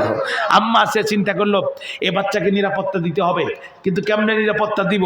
চারিদিকে তো ক্রস ফায়ার চলছে, যেখানেই ছোট বাচ্চা পাচ্ছে ওখানেই হত্যা করতেছে। আম্মা আসিয়া চিন্তা করলো, ফেরাউনের পুলিশ বাহিনীরা আছেন, অয়ুনুল গোরা, কাকের চোখ, কাক যেমন মুরগির বাচ্চা কোথায় আছে টের পায়, ওরাও ছোট বাচ্চা কোথায় আছে টের পায়। তুলে নিয়ে মুসা মনে করে ক্রস ফায়ার দিয়ে হত্যা করে। এই বাচ্চাকে নিরাপত্তা দিতে হবে, ফেরাউনের সামনেই দিতে হবে। আম্মা আসিয়া মুস্কি হাসলেন, প্রেমের ঢং করলেন। ফেরাউনকে ডাক দিয়ে বললে, ফারাও একটাবার এসে শুধু তাকাও। ফেরাউন এসে তাকেই বলছে, আসিয়া এই সেই মুসা। চোরের মন কথা কয় না, চোরের মন। আম্মা আসিয়াকে কেমনে বুঝলেও মুসার গায়ে কি লেখা আছে? কারুর বাড়িতে গেল না, আমার বাড়িতে কেন আসলো? আম্মা আসিয়া কয়, ফারাও একটা সত্যি কথা বলবা? কয় কি? কয় তুমি খোদা না গাধা? খোদাই যদি হবা তাহলে ছোট্ট বাচ্চা দিকে কেন ভয় পাবা? হাজার হাজার বাচ্চা মেরেছো, তাও মুসা মরে নাই। তুমি বাবা হতে পারোনি, লজ্জা লাগে না? আমি মা হতে পারিনি, কষ্ট লাগে না? এই বাচ্চাকে যদি মারো তাহলে দুইটা কাজ হবে। এক নম্বর তোমার ক্যান্টনমেন্টে মারামারি। এক নম্বর কি বলেন? ক্যান্টনমেন্টে। তুমি ফেরাউন কি জাত ওটা তো আমি চিনি, এই জন্য গোপনে 5000 সেনাবাহিনী আমি ওখানে ফিট করেছি। 2 ব্রিগেডিয়ার জেনারেল আমার আছে, 5 জন সেকেন্ড লেফটেন্যান্ট আমার আছে, 10 জন সেনাবাহিনীর বড় অফিসার আমার আছে। এই বাচ্চার গায়ে যদি হাত দাও, সর্বপ্রথম বিদ্রোহ তোমার ক্যান্টনমেন্ট থেকে শুরু হবে। তাহলে 1 নাম্বার ক্যান্টনমেন্টের মারামারি, 2 নাম্বার তোমার সংসারের গোষ্ঠী মারি। তোমার সংসারের কি মারি? তোমার সংসার আর করবো না, এই বাচ্চার গায়ে হাত দিতে পারবা না। বলিস কি? কয় হ্যাঁ, উমজুরি ইলাইহি, একটাবার তার দিকে তাকাও আর তুমি আমাকে একটা সত্য কথা বলো তো দেখি, এই বাচ্চা কি মারার মতো বাচ্চা? তুমি বলো তো বাচ্চাটার দিক তাকিয়ে। ফেরাউন তাকিয়ে বলছে, আসিয়া আমার চক্ষু ঠান্ডা হয়ে গেছে। ফেরাউনের এই চোখ ঠান্ডা হয়ে যাওয়ার কথা শুনে আম্মা আসিয়া সেদিন যে কথা বলেছিল, আসিয়ার মুখের কথাকে আল্লাহ কোরআনের আয়াত বানাই দিয়েছে। সূরাতুল কাসাস খোলেন, আল্লাহ বলছে কুররাতু আইনুল লি ওয়া লাকা। আসিয়া বলছে ওগো ফেরাউন, তোর চোখ ঠান্ডা, আমার চোখ ঠান্ডা। লা তাকতুলুহু, এই বাচ্চাকে তুই করিস না হত্যা। আল্লাহ কয় মুসার চেহারা ভালো করে দিয়া এমন ইশারা দিয়ে দিয়েছি, এখন আসিয়াও খুশি, ফেরাউনও খুশি। বুঝতে পারল না এই সুযোগে আমি ওখানে কাকে ঢুকিয়েছি। আমি জানতে চাই মুসা আলাইহিস সালামকে আল্লাহ ফেরাউনের দরবারে ঢুকিয়েছিল পরিচয় প্রকাশ করে নাকি পরিচয় গোপন করে? আপনাদের ঘুম এসে গেছে, আমি বুঝতে পারছি। পরিচয় গোপন করে নাকি পরিচয় প্রকাশ করে? খেয়াল করেন, শুধু তাই না, এখন ফেরাউন বলছে আসিয়া আমার কাছে দাও। আম্মা আসিয়া কয় কেন? কয় আমি একটু আদর করবো। আসিয়া মনে মনে কয় কাফেরের বাচ্চা কাফের, তোর কোলে যে আদর আছে, আদর থাকলে তুই এত বাচ্চা মারতে পারতিস, কিন্তু সরকার প্রধান চাইছে, না দিলেও তো উপায় নাই, দিছে ঠিকই, কিন্তু আম্মা আসিয়ার পাশে খুব শক্ত করে দাঁড়ায় আছে যে এই বাচ্চার দিকে যদি তোক তুলে তাকাস, তুই তাকানোর আগে তোর জামার কলার চেপে ধরবো, কোনো কথা নাই। এখন ফেরাউন মুসা আলাইহিস সালামকে নিয়ে কয় কোথায় তোমার বাড়ি, কোথায় তোমার ঘর? ওরে কোন মা তোমার ভাষায় দিল নীল দরিয়ার পর, এই বলে ঠোঁটে ঠোঁট থেকে চুমা দিতে যাবে। মুসা আলাইহিস সালাম পকেট থেকে হাতটা বের করে মনে মনে কয় বিশ্ববাপ্পা, তুই না আমাকে লাইট বন্ধ করে হত্যা করলি, লাইট বন্ধ করে ক্রস ফায়ার করে দিলি, মিডিয়া বন্ধ করলি, সারা দেশটা অন্ধকার করে আমার বুকের উপরে ব্রাশ ফায়ার চালালি, এখন যখন বিপদে পড়ে গেছিস তখন বলতেছিস আমি সংলাপে বসতে চাই, গণভবনের দরজা খোলা, বিশ্ববাপ্পার দিছে এক থাবা। আমার কথা বুঝতেছেন আপনারা? থাবাটা লাগার কথা ছিল মুসা আলাইহিস সালামের কান চোয়ালে, কিন্তু মাথাটা নাড়ানোর কারণে স্লিপ করে লাগলো একদম ডাইরেক্ট নাকের উপরে। মুসা আলাইহিস সালামের চর বেঁকে গেল ফেরাউনের নাকের হাড়। ফেরাউনকে আসিয়া এতদিন খুঁজেছি যারে, সে এখন বাস করে আমার ঘরে। আম্মা আসিয়া কয় কারে খুঁজছে আর কে বাস করে? কই এই সেই মুসা। কই কেমনে বুঝলে? কই চর তো তুই খাইস নাই, চর খেয়েছে যে ঠেলা টের পেয়েছে সে, ধরে মোল্লা ধরে না, ধরলে মোল্লা ছাড়ে না, সবাই ধরে বারবার, মোল্লায় ধরে একবার, এ মোল্লায় যারে ধরেছে ওরে দেশ ছাড়া করে দিল্লিতে বার করেই ছেড়েছে, ঠিক না? এখন ফেরাউন বলছে if you don't believe please look at my nose, বিশ্বাস যদি না করিস তুই আমার নাকের দিকে তাকা। আর ঘরের বউ হয়ে সত্যি কথা বলতো দেখি, আমার নাক কি গতকাল বাঁকা ছিল? ফেরাউন কয় তোমার নাক তো আজীবনই বাঁকা। আসিয়া কয় তোমার নাক তো আজীবনই বাঁকা। নাক কেমনে বাঁকলো? কয় সে বাচ্চাটা স্বাভাবিক, কিন্তু এর খাবার ওজনও স্বাভাবিক। যে কাটা ধার হয় তার গোড়া দেখলে বোঝা যায়, যে বিড়াল শিকারী হয় তার গোপ দেখলে আন্দাজ করা যায়। এই ছোট্ট পিচ্চির থাবাই বলে দিচ্ছে এর নাম মুসা, এ পরিচয় গোপন করে আমার অস্পরার সাথে থাকবে, এখানে বড় হবে, এরপরে গোপনে আমার বাহিনীর ভিতরে দাওয়াতি কাজ করায় তাদেরকে ঈমান আনাবে। হঠাৎ করে একদিন রাজপথ দখল করে বলবে আলা লাহুল খালক ওয়াল আমর, কারোর আইন মানি না, জমিন যার, আইন চলবে তার। আম্মা আসিয়া কয় যতই পাগলামি করো মাথায় রাখবা ক্যান্টনমেন্টের মারামারি আর তোমার সংসারের গোষ্ঠী বাড়ি, এই বাচ্চা মারতে পারবা না, তুমি বাবা হতে পারো নাই, লজ্জা লাগে না? আমি মা হতে পারিনি, কষ্ট লাগে না? এই বাচ্চা মারতে দিবে না। কয় কি বলতে চাস? কয় হ্যাঁ, এখন আমার এই বাচ্চা খাবে, তুমি খাবার ব্যবস্থা করো। কয় কিভাবে? কয় তোমার তথ্যমন্ত্রী হাসান মাহমুদের কাছে টেলিফোন করো। ফেরাউনের তথ্যমন্ত্রীর নাম তো আমি জানি না, এই জন্য আমাদের ফেরাউনের তথ্যমন্ত্রী যেটা ছিল ওইটার নাম দিয়ে বললাম আর কি, যাতে আপনারা বুঝতে পারেন। তদানীন্তন প্রিন্ট এবং ইলেকট্রনিক মিডিয়ায় প্রচার হয়ে গেল, ভিআইপি যাত্রীরা ফেরাউনের রাজপ্রাসাদের সাথে সামনে লাইন দিল। খেয়াল করেন মুসা আলাইহিস সালাম কারোর কোলে গেল না, লাইনের শেষে দাঁড়িয়েছিলেন যিনি মুসা আলাইহিস সালামের বোন, তিনি বলছে অফিসাররা আমার কাছে একটা ধাত্রীর সন্ধান আছে, আমি নিশ্চিত এই বাচ্চা যাবে তার কাছে, অনুমতি যদি পাই আমি ওই ধাত্রীটা সঙ্গে করে আনতে চাই। অফিসাররা বলল তাহলে তো খুব ভালো হয়, এই বাচ্চার অনেকক্ষণ ধরে কিছুই খায় নাই। আমি আপনাদের কাছে জানতে চাই মুসা আলাইহিস সালামের বোন কি তার ভাইয়ের পরিচয় দিয়েছিল নাকি পরিচয় গোপন করেছিল? মুসা আলাইহিস সালামের বোন যে তার মাকে যখন ডেকে নিয়ে আসলো, বন্ধু কি বলবো, এই লোহার সামনে সিন্দুক নিলে যেমন চুম্বুক নিলে যেমন চুম্বুক ক্ষিপ্র গতিতে লোহার কাছে চলে যায়, দীর্ঘক্ষণ পর মাকে দেওয়ার সাথে সাথে মুসা আলাইহিস সালাম এক লাফ দিয়ে মায়ের কোলের মধ্যে চলে গেছে। আল্লাহ পাক মায়ের অন্তরে ইলহাম দিয়ে জানাই দিলেন ওয়াদাল্লাহি হাক, ওরে মুসার মা, আমি আল্লাহর ওয়াদা সত্য, আমার ওয়াদা মিথ্যা না। তোর মুসাকে তোর কোলে ফিরাই দিলাম, একটু নৌপথ ভ্রমণ করে নিলাম, জীবনের নিরাপত্তা দিয়ে দিলাম। যে ফেরাউন মুসাকে হত্যা করার জন্য হাজার হাজার বাচ্চা হত্যা করেছে, ওই ফেরাউন নিজে এখন মুসার নিরাপত্তা দেবে। ভিআইপি কামরা বরাদ্দ হবে, রাজকীয় খানা পিনা সেখানে যাবে। ফেরাউনের পুলিশের বেতন বৃদ্ধি হয় 5 বছর পর পর, তোর বেতন বৃদ্ধি হবে তোর ইচ্ছার উপর। তুই শুধু বলবি ভালো লাগে না, বেতন 3 গুণ হতে মোটে দেরি হবে না, কারণ তোর মুসা তোর বুকে ছাড়া পৃথিবীর কোন নারীর বুকে মুখ দেবে না।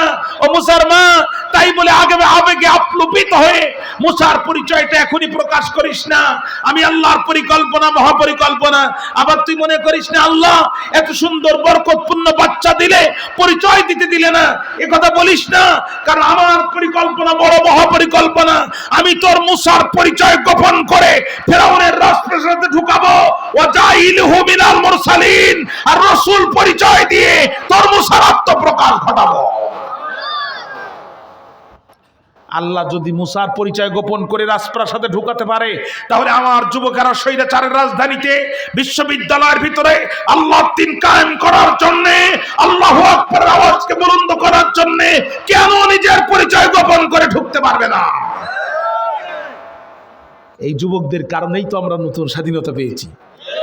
এই যুবকদেরকে যারা গালাগালি করে, বাজে কথা বলে, যারা স্বৈরাচারের নয়া চামচা, তারা। আমার মনে হয় বক্তব্য এখানে শেষ করা উচিত। বক্তব্য চলবে?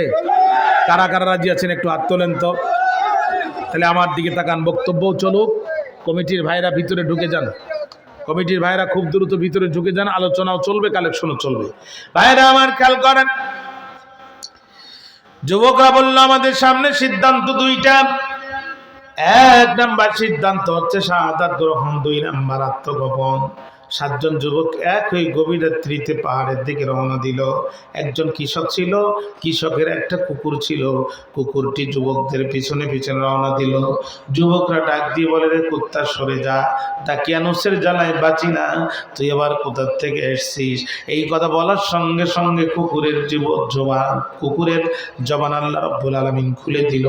কুকুর ডাক দিয়ে বলল, রে আল্লাহর গোলামেরা শোনো, তোমরা আশরাফুল মাখলুকাত, আমি কুকুর সৃষ্টি নিকৃষ্ট জাত। আমি তোমাদের মতো সিজদা দিতে পারি না, রুকু করতে পারি না, আমি তোমাদের মতো ঈমানের জন্য লড়াই করতে পারি না, কিন্তু আমি কুকুর তোমাদেরকে কথা দিলাম যে ঈমান বাঁচানোর জন্য গুহার মধ্যে তোমরা আশ্রয় নিচ্ছ। আমি কুকুরের জীবন একটা রুটিও তোমাদের দেয়া লাগবে না। আমার জীবন থাকতে ওই গুহার সামনে যতক্ষণ জীবন প্রদীপ জ্বলবে, ততদিন পর্যন্ত নিঃস্বার্থে আমি তোমাদের পাহারা দেব। খুব দ্রুত ঢুকে পড়েন। এইটা প্রধান বক্তার জন্য অত্যন্ত কষ্টদায়ক। এই কাজটা আপনারা আগে সেরে নিলে আমি ধারাবাহিকভাবে কথাটা কত ভালোভাবে বলতে পারতাম। খুব দ্রুত মাঝখানে কালেকশন দিয়ে আলোচনার ইমেজটা একদম ধ্বংস করে দেয়। লোকগুলো তো বসেছিল, আমি তো শেষে দিতে পারতাম। মেহেরবানি করে খুব দ্রুত। আপনাদের কষ্ট হচ্ছে আমার মনে হচ্ছে, রাগ করছেন আপনারা? মনোযোগ আছে আমার দিকে? তাহলে একটু দ্রুত শেষ করুন। মা বোনদের ভিতরেও দায়িত্বশীলা যারা আছেন তারা ঢুকে পড়েন। আল্লাহর কোরআনের জন্য যার যতটুকু সম্ভব এই যুবকদের দিকে তাকান। এই যুবকেরা ইচ্ছা করলে গানের ব্যবস্থা করতে পারতো না? এরা প্রত্যেক বছর আপনাদেরকে কোরআনের তাফসীর শোনায়। গত বছর আমি এসেছিলাম, অত্যন্ত ভালোবাসে আমাকে। প্রিয় ভাইরা, কোরআনের জন্য ভালোবাসে। এই জন্য আপনারা চতুর্দিক থেকে ঢুকে পড়েন, কেউ মাহারু হবেন না। আর দয়া করে 10 টাকা দিয়ে বিদায় দেবেন না, ও ফকিরও নেয় না, একটু বাড়ায় দিবেন আল্লাহর রাস্তায়। আল্লাহ পাক কবুল করুক, জোরে কান আমিন। আরো জোরে কোন চতুর্দিক থেকে ঢুকে পড়েন। হ্যাঁ, শুধু জমা দেন, এসব গুনবেন পরে, জাস্ট জমা। মনে করে ভুল করে আবার কেউ একটা ব্যাগ নিয়ে চলে যাবেন না, ভুল হয় মাঝে মাঝে। ব্যাস, এবার একটু আওয়াজ দেন আল্লাহু আকবার। না আপনাদের ঘুম এসে গেছে? আরো জোরে আওয়াজ দেন আল্লাহু আকবার। আরো একবার আওয়াজ দেন আল্লাহু আকবার। ভাইরা আমার, যুবকেরা গুহার মধ্যে ঢুকে গেল। 2টো হাত আল্লাহর কাছে বাড়িয়ে দিয়ে দোয়া করলো, রব্বানা আতিনা মিন লাদুনকা রাহমাতাও ওয়া হাইয়্যি লানা মিন আমরিনা রাশাদা। আর জোরে করে আল্লাহু আকবার। আল্লাহ, আমরা তো তারা ইমানের জন্য জীবন যৌবনকে ছেড়ে দিয়েছি, যারা দুনিয়ার জীবন যাপনকে উৎসর্গ করে ইমান বাঁচানোর জন্য গুহার মধ্যে ঢুকলাম, যারা আল্লাহ আমরা হলাম তারা। কাজী তুমি আমাদের জন্য রহমতের দরজা খুলে দাও, রহমতের দুয়ারকে খুলে দাও। আর আমরা যে বিষয়টা হাতে নিয়েছি এটা বাস্তবায়ন করার তৌফিক তুমি আমাদেরকে দান করে দাও।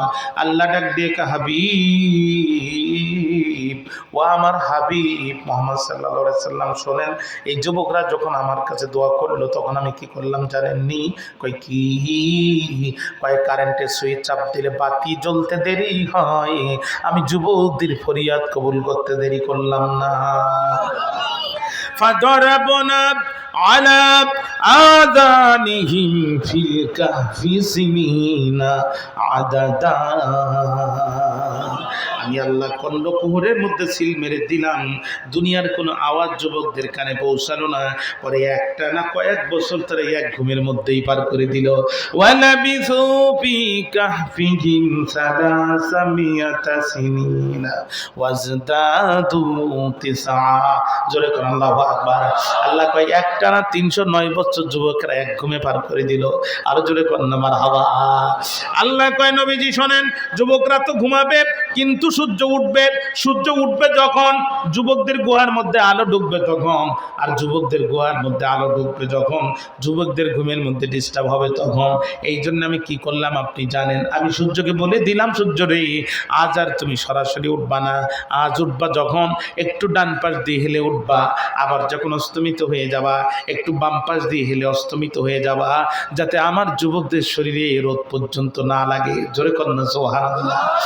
ও আমার নবীর উম্মতেরা, ১৫০০ বছর পরে তোমরা যখন এই কোরআনের সূরাতুল কাহাফ খুলবা আর ইমানদারদের ঘটনা পড়বা, তোমরা একটু সূর্যের দিকে তাকিয়ে দেখবা, ওয়াতারাশ-শামসা ইযা তালাআত তাযাওয়ারু আন কাহফিহিম যাতাল ইয়ামিনি ওয়া ইযা গরাবাত তাকরিদুহুম যাতাশ শিমাল ওয়া হুম ফি ফাজওয়াতিন মিনহু।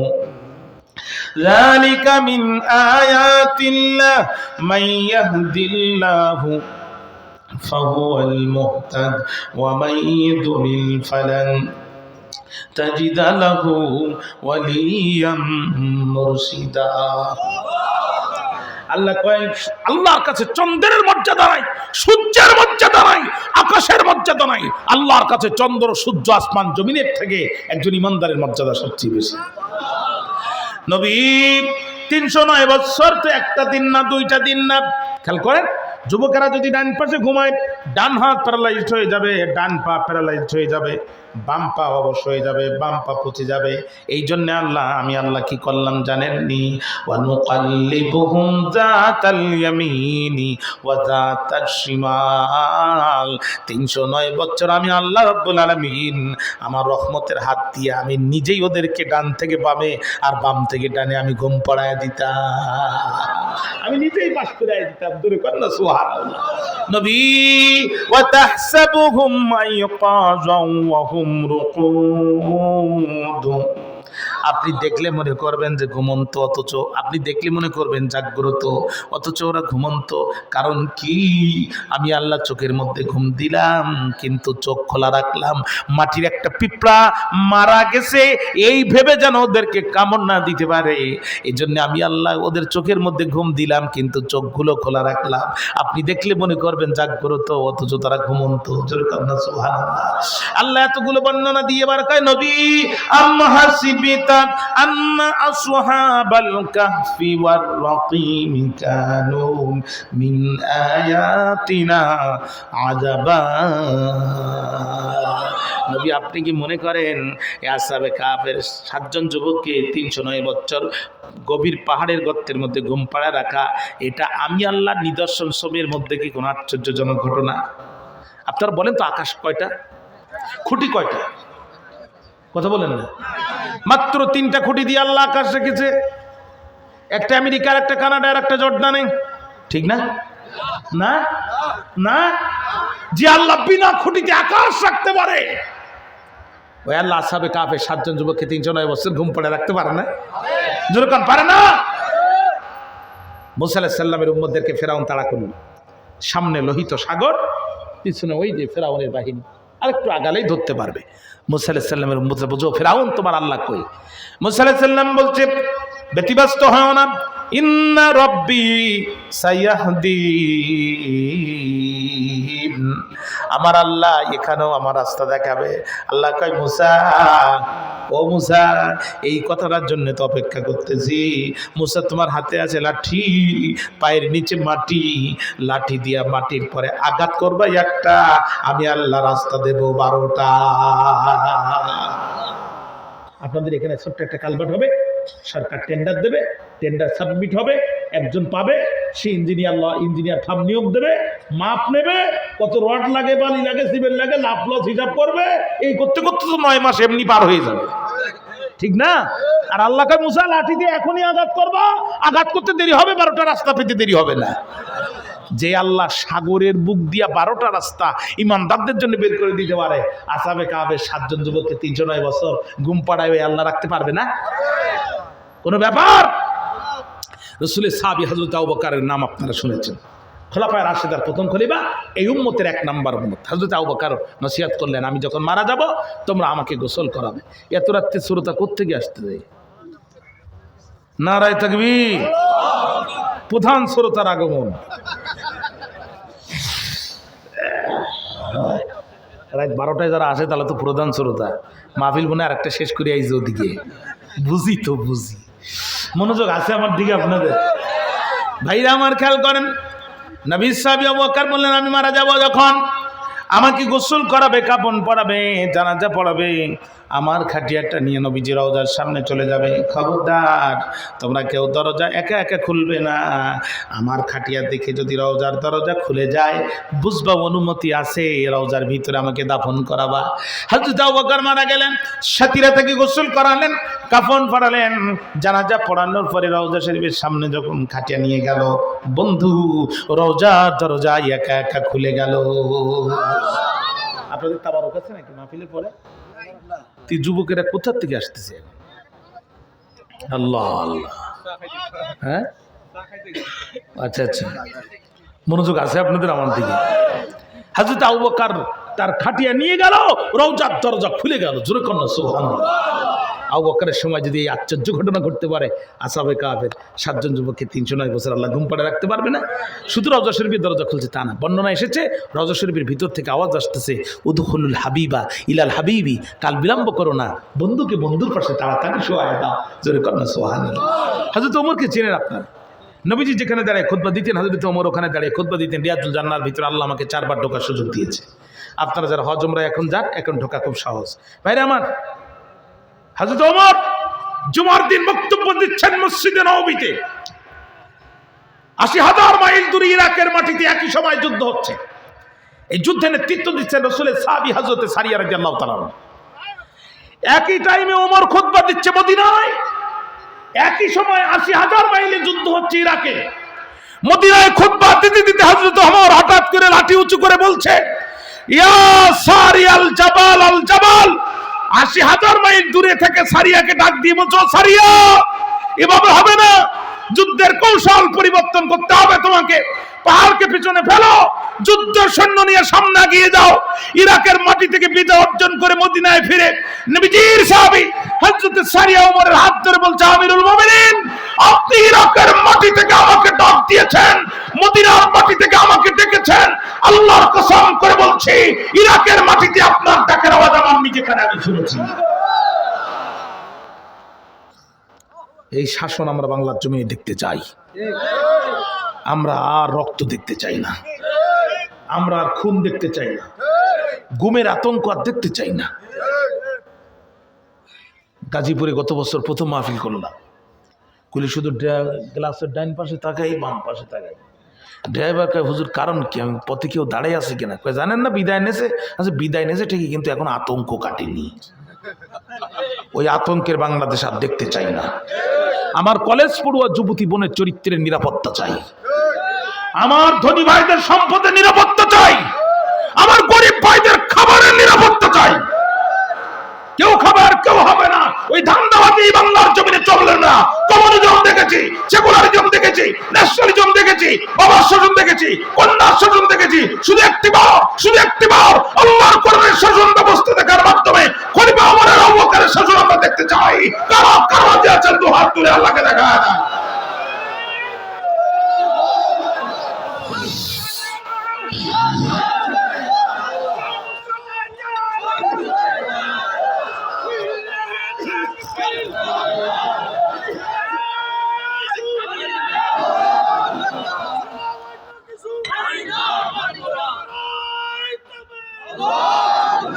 বোন ছোট হলো বাঘ মেলা আজকে, ঠিক না? আল্লাহ কবুল করুক যেরকম। হযরত ওমর তখন ক্ষমতায়, মুসলমানরা আমর ইবনুল আস রাদিয়াল্লাহু তাআলার নেতৃত্বে মিশর বিজয় করলো। কথা বলছেন? মিশর বিজয় করার সাথে সাথে একটা দুর্ঘটনা ঘটে গেল। নীল নদের পানি সম্পূর্ণ শুকিয়ে গেল। হযরত আমর ইবনুল আস চিঠি লিখলো, আমিরুল মুমিনিন, নীল নদের পানি শুকিয়ে গেছে, মুসলমানরা বড় বিপদে পড়ে গেছে। এখন জানতে চাই আপনার কাছে আমাদের কি করণীয় আছে। এই চিঠি পাওয়ার পর হযরত ওমর নীলনদকে উদ্দেশ্য করে একটা চিঠি লিখলেন, রে নীলনদ, তুমি যদি আল্লাহর হুকুমে পরিচালিত হও, আমার চিঠি পাওয়ার সঙ্গে সঙ্গে পানিতে ভরে যাও। আর শয়তানের হুকুমে পরিচালিত হও, তবে তোমার পানির প্রয়োজন নাই হবে। আমাদের পানি দেবেন যিনি, আসমানের মালিক তিনি। ওমর ইবনুল আসকে বললেন, জুমার নামাজ আদায়ের পরে মুসল্লিদেরকে সাথে নিয়ে দাঁড়াবাগ নীল নদের কিনারায় আমার সালাম দিবা আর চিঠি পাঠায় দিবা। আমর ইবনুল আস জুমার নামাজের পরে মুসল্লিদেরকে সাথে নিয়ে নীল নদের কিনারে দাঁড়ায় ওমরের সালাম দিয়ে চিঠিটি ফেলতে দেরি হলো, নীল নদ পানিতে ভর্তি হতে দেরি হলো না। ওমরের সময় যদি এই ঘটনা ঘটতে পারে, তাহলে আজকে আমার ভাইরা আসাবে কাবে 7 জন যুবককে 309 বছর আল্লাহ ঘুম পাড়ে রাখতে পারবে না? কথা কর না কেন, পারবে না? মদিনায় বৃষ্টি নাই। হযরত ওমরের কাছে আসছেন লোকজন, ওমর বৃষ্টি নাই। ওমর রাদিয়াল্লাহু তাআলা একটা চিঠি লিখে দিলেন, বলেন বিসমিল্লাহ বলে চিঠিটা মেরে দিবা, আকাশের দিকে উড়ায় দিবা। চিঠিটা আকাশের দিকে উড়াতে দেরি হলো, বৃষ্টি নামতে দেরি হলো না। মদিনায় ভূমিকম্প হচ্ছে, বারবার বারবার বারবার ভূমিকম্প। ঢাকায় তো এখন প্রায় প্রত্যেকদিন ভূমিকম্প হচ্ছে।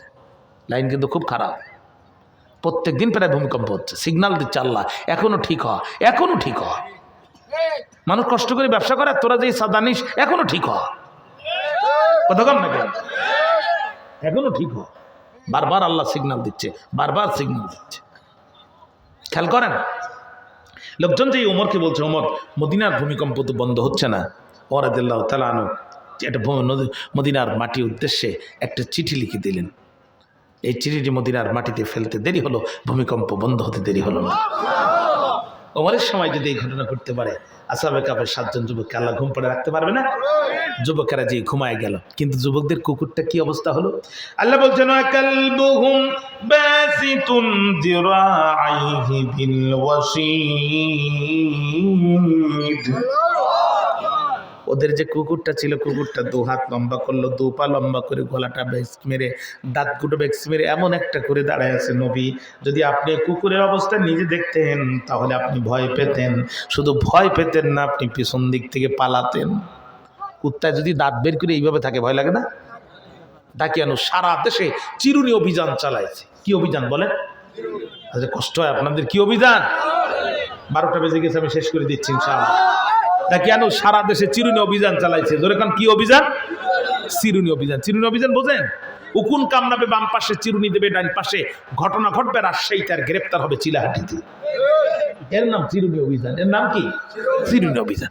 সারা দেশে চিরুনি অভিযান দিয়ে কেন এই 7 জন ইমানদারকে খুঁজে পেল না। তখন কেন বুঝতে পারলো যে গুহার ভিতর ইমানদাররা পালা আছে। কেন তখন বলছে, এই ডিবি প্রধান, ডিবি হারুন, আমার বাম পাশে দাঁড়াও। আর পুলিশের প্রধান বেনজির ডান পাশে দাঁড়াও। সেনাবাহিনীর প্রধান ওকারুজ্জামান, তুমি তোমার বাহিনী নিয়ে আমার পিছন দিকে দাঁড়াও। আমি নিজে ধরিয়ে এনে ফাঁসির কাস্টে ঝুলাবো। কিন্তু যখনই ঢুকতে গেছে, কুত্তার অবস্থা দেখি ওর সাড়ে সর্বনাশ হয়ে গেছে। ও বুঝতে পারি লাইন খারাপ, কারণ শুরুতেই যদি কুকুর থাকে, ভিতরে যে একটা বাঘ শুই থাকবে না নিশ্চয়তা আছে। দেখবেন কিছু এলাকার মহিলারা খুব ডেঞ্জারাস, পল্লী বিদ্যুতের মিটারে টাকাও দেয় না, লাইনও কাটতে দেয় না, আছে না? এখন এক মিটার রিডার 10,000 টাকা বেতন পায়, লাইন কেটে বেড়ায়। ও গেছে লাইন কাটতে, মহিলা ঘর থেকে লম্বা দা বাহির করছে। লম্বা দা চিনেন তো? এই দাকে আপনারা কি বলেন? রামদা। এটা রামদা, আমাদের এলাকা বলে হেসুদা। হাসুয়া হাসুয়া হাসুয়া। মহিলা হাসুয়া বাহির করে বলছে তোর এত বড় সাহস, খোকার বাবা ডাকাতির মামলায় 9 মাস জেলখানা, তুই আমার বাড়ি আসছে লাইন কাটতে, তোর কোপাই 2 ভাগ করে ফেলবো, একবার ভারতে হাসিনার কাছে পাঠাবো আর একবার আমরা খাবো। দিছি। এখন বেচারা চিন্তা করলো মহিলার তো রাগ খারাপ, তো কোপ দিয়েই ফেলবে না, বেচারা বাঁচার জন্য তাড়াতাড়ি খেজুর গাছে উঠছে। মহিলাও কম না, নিচে যে কাপড় বাঁধতেছে আর বলতেছে আমি শুধু গাছে উঠতে পারলাম না বলে তুই বেঁচে গেলি, কিন্তু তুই ওখান থেকে উপরে উঠলো 2 কোপ, নিচে নামলো 2 কোপ। বেচারা পড়ে গেছে বিপদে, গাছের উপরে উঠতে পারে না, নিচেও নামতে পারে না। ওখান থেকে থানায় টেলিফোন করতে, স্যার লাইন খুব খারাপ, তাড়াতাড়ি করে পুলিশ পাঠানো, আমার পজিশন ভালো না, আমি এখন এমন পজিশনে আছি যে আমি উপরে উঠলেও 2 কোপ, নিচে নামলেও 2 কোপ। ডাকিয়ানো চিন্তা করলো এই কুত্তার যে অবস্থা, আমি যদি ভিতরে ঢুকি আর বাঘ আর সিংহ যদি থাকে আর এদিকে কুত্তা যদি জীবিত হয়ে যায়, আমও যাবে সালাও যাবে। ওর কলিজায় ভয় ঢুকাই দিল কি? ওই আল্লাহ আজও আছে না নাই? ভাইরা খেয়াল করে, ডাকিয়ানুস তার পুলিশ অফিসারদেরকে বলে দিল, পুলিশ অফিসাররা তোমরা এক কাজ করো, এই গেটের মুখ আটকায় দাও, ওদের মারতে পারলাম না হাতে, ওদের মারবো ভাতে, গেট আটকায় দাও। ভারত একই চিন্তা করলো, বাংলাদেশে আমার দালাল সরকার রাখতে পারলাম না, পেঁয়াজ রসুন দেবো না, পেঁয়াজ রসুন বন্ধ করে দাও, গেটের মুখ খুলে দাও, ফারাক্কা ওপেন করে দাও, বাংলাদেশের নোয়াখালী অঞ্চল বন্যা দিয়ে ভাসায় দাও। ঠিক না? আর আমরা ভারতকে বললাম 500 টাকা পেঁয়াজ খাবো, দাও, তোদের পেঁয়াজ খাবো না। আমাদের বাজার এখন তুরস্কের পেঁয়াজ, 2 পেঁয়াজে 1 কেজি, একটা হাফ কেজি, ও খাওয়াও যাবে, ঢিলও মারা যাবে। কথা কর না কেন? ভারতের ওই পেঁয়াজ আমাদের দরকার নাই, তোদের পেঁয়াজ রসুন ওই পচা পেঁয়াজ তোরা খা। পাকিস্তান থেকে মাত্র 3টে চালান ঢুকেছে, তাতেই মোদির ধুতি ঢিলা হয়ে গেছে, মাথায় কাজ করতেছে না। কালকে পত্রিকায় দেখলাম আমি, আজকে পত্রিকা এসছে, কালকে রাত্রে দেখছি আমি অনলাইনে, ভারতের কৃষকরা আমরা মারা গেলে কবর দেয় আর ওরা শেষ কৃত্য করে, ঠিক না? বা পেঁয়াজ আর রসুনের শেষ কৃত্য সাজাইছে তারা, ট্রাকের তলে পেঁয়াজ দিচ্ছে, রসুন দিচ্ছে, আর বলছে দেশ বাঁচাও, মোদি হটাও। হোটেলগুলোতে গেস্ট নাই, হসপিটালগুলোতে রোগী নাই, গাড়িগুলোতে যাত্রী নাই, ব্যবসা ফাঁকা, মাথায় হাত। এখন ওদের দেশের সরকারের বিরুদ্ধে ওরাই মিছিল শুরু করেছে। আমরা কি পেঁয়াজের অভাবে মারা গেছি? তোদের পেঁয়াজ আমাদের খাওয়ার দরকার নাই, 500 টাকার পেঁয়াজ খাবো, তাও তোদের পেঁয়াজের গোষ্ঠী মারবি, ঠিক না? আর আমাদের প্রধানেশটা যেমন তেমন মনে করেন না, এই বিশ্ববিদ্যালয়ের হেডমাস্টার সুধীরও হেডমাস্টার, জানতার মানুষ না, ইউনিভার্সিটির professor, PhD holder, Nobel prize winner, ছোটকালে আমেরিকায় পড়তে গেছে, সেখানে বিশ্ববিদ্যালয়ের প্রফেসর নিযুক্ত হয়ে গেছে, যেন তেন মেধাবী মানুষ না। অক্সফোর্ড ক্যামব্রিজ বিশ্ববিদ্যালয় তাকে হায়ার করে নিয়ে যায় বক্তৃতা দেওয়ার জন্য, সে বক্তৃতা করে আর পৃথিবীর সেরা সেরা শিক্ষিত মানুষ নোট করে। আর ভারতের প্রধানমন্ত্রী 2 বছর আগে গুজরাটের রেল স্টেশনে চা বিক্রি করত, ঠিক না? ডক্টর ইউনূস এমন ঠেলা দিছে, ডক্টর ইউনূস রুমে ঢোকার আগেই ভারতের প্রধানমন্ত্রী দাঁড়িয়েছে, বুঝতে পেরেছে মুসলমানরা বিপদে পড়লি দোয়া ইউনূস, আর মুসলমানদের দেশ বিপদে পড়িছে এখন ডক্টর ইউনূস। কথা কর না কেন? আল্লাহর কোরআন হাতে নিয়ে বলছি, ইমানের সবটুকু শক্তি দিয়ে বলছি, একজন মুসলমানের মতো সিংহের মতো গর্জন করে বলছি, আমরা ভারতকে ভয় পাই না, ভারতকে যারা ভয় পাই তারা মুনাফিকের বাচ্চা। ভারতের সাথে আমাদের লড়াই করতে হবে, রাসূলুল্লাহর ওয়াদা, এই লড়াইয়ে যারা অংশগ্রহণ করবে, নবীজি বলছেন তারা ফিরে হিসেবে জান্নাতে যাবে। আমরা ভারতের গোলাম হতে চাই না, আমরা আল্লাহর গোলাম হতে চাই। কারা কারা রাজি আছেন তো হাত তুলে আল্লাহকে দেখা যায়।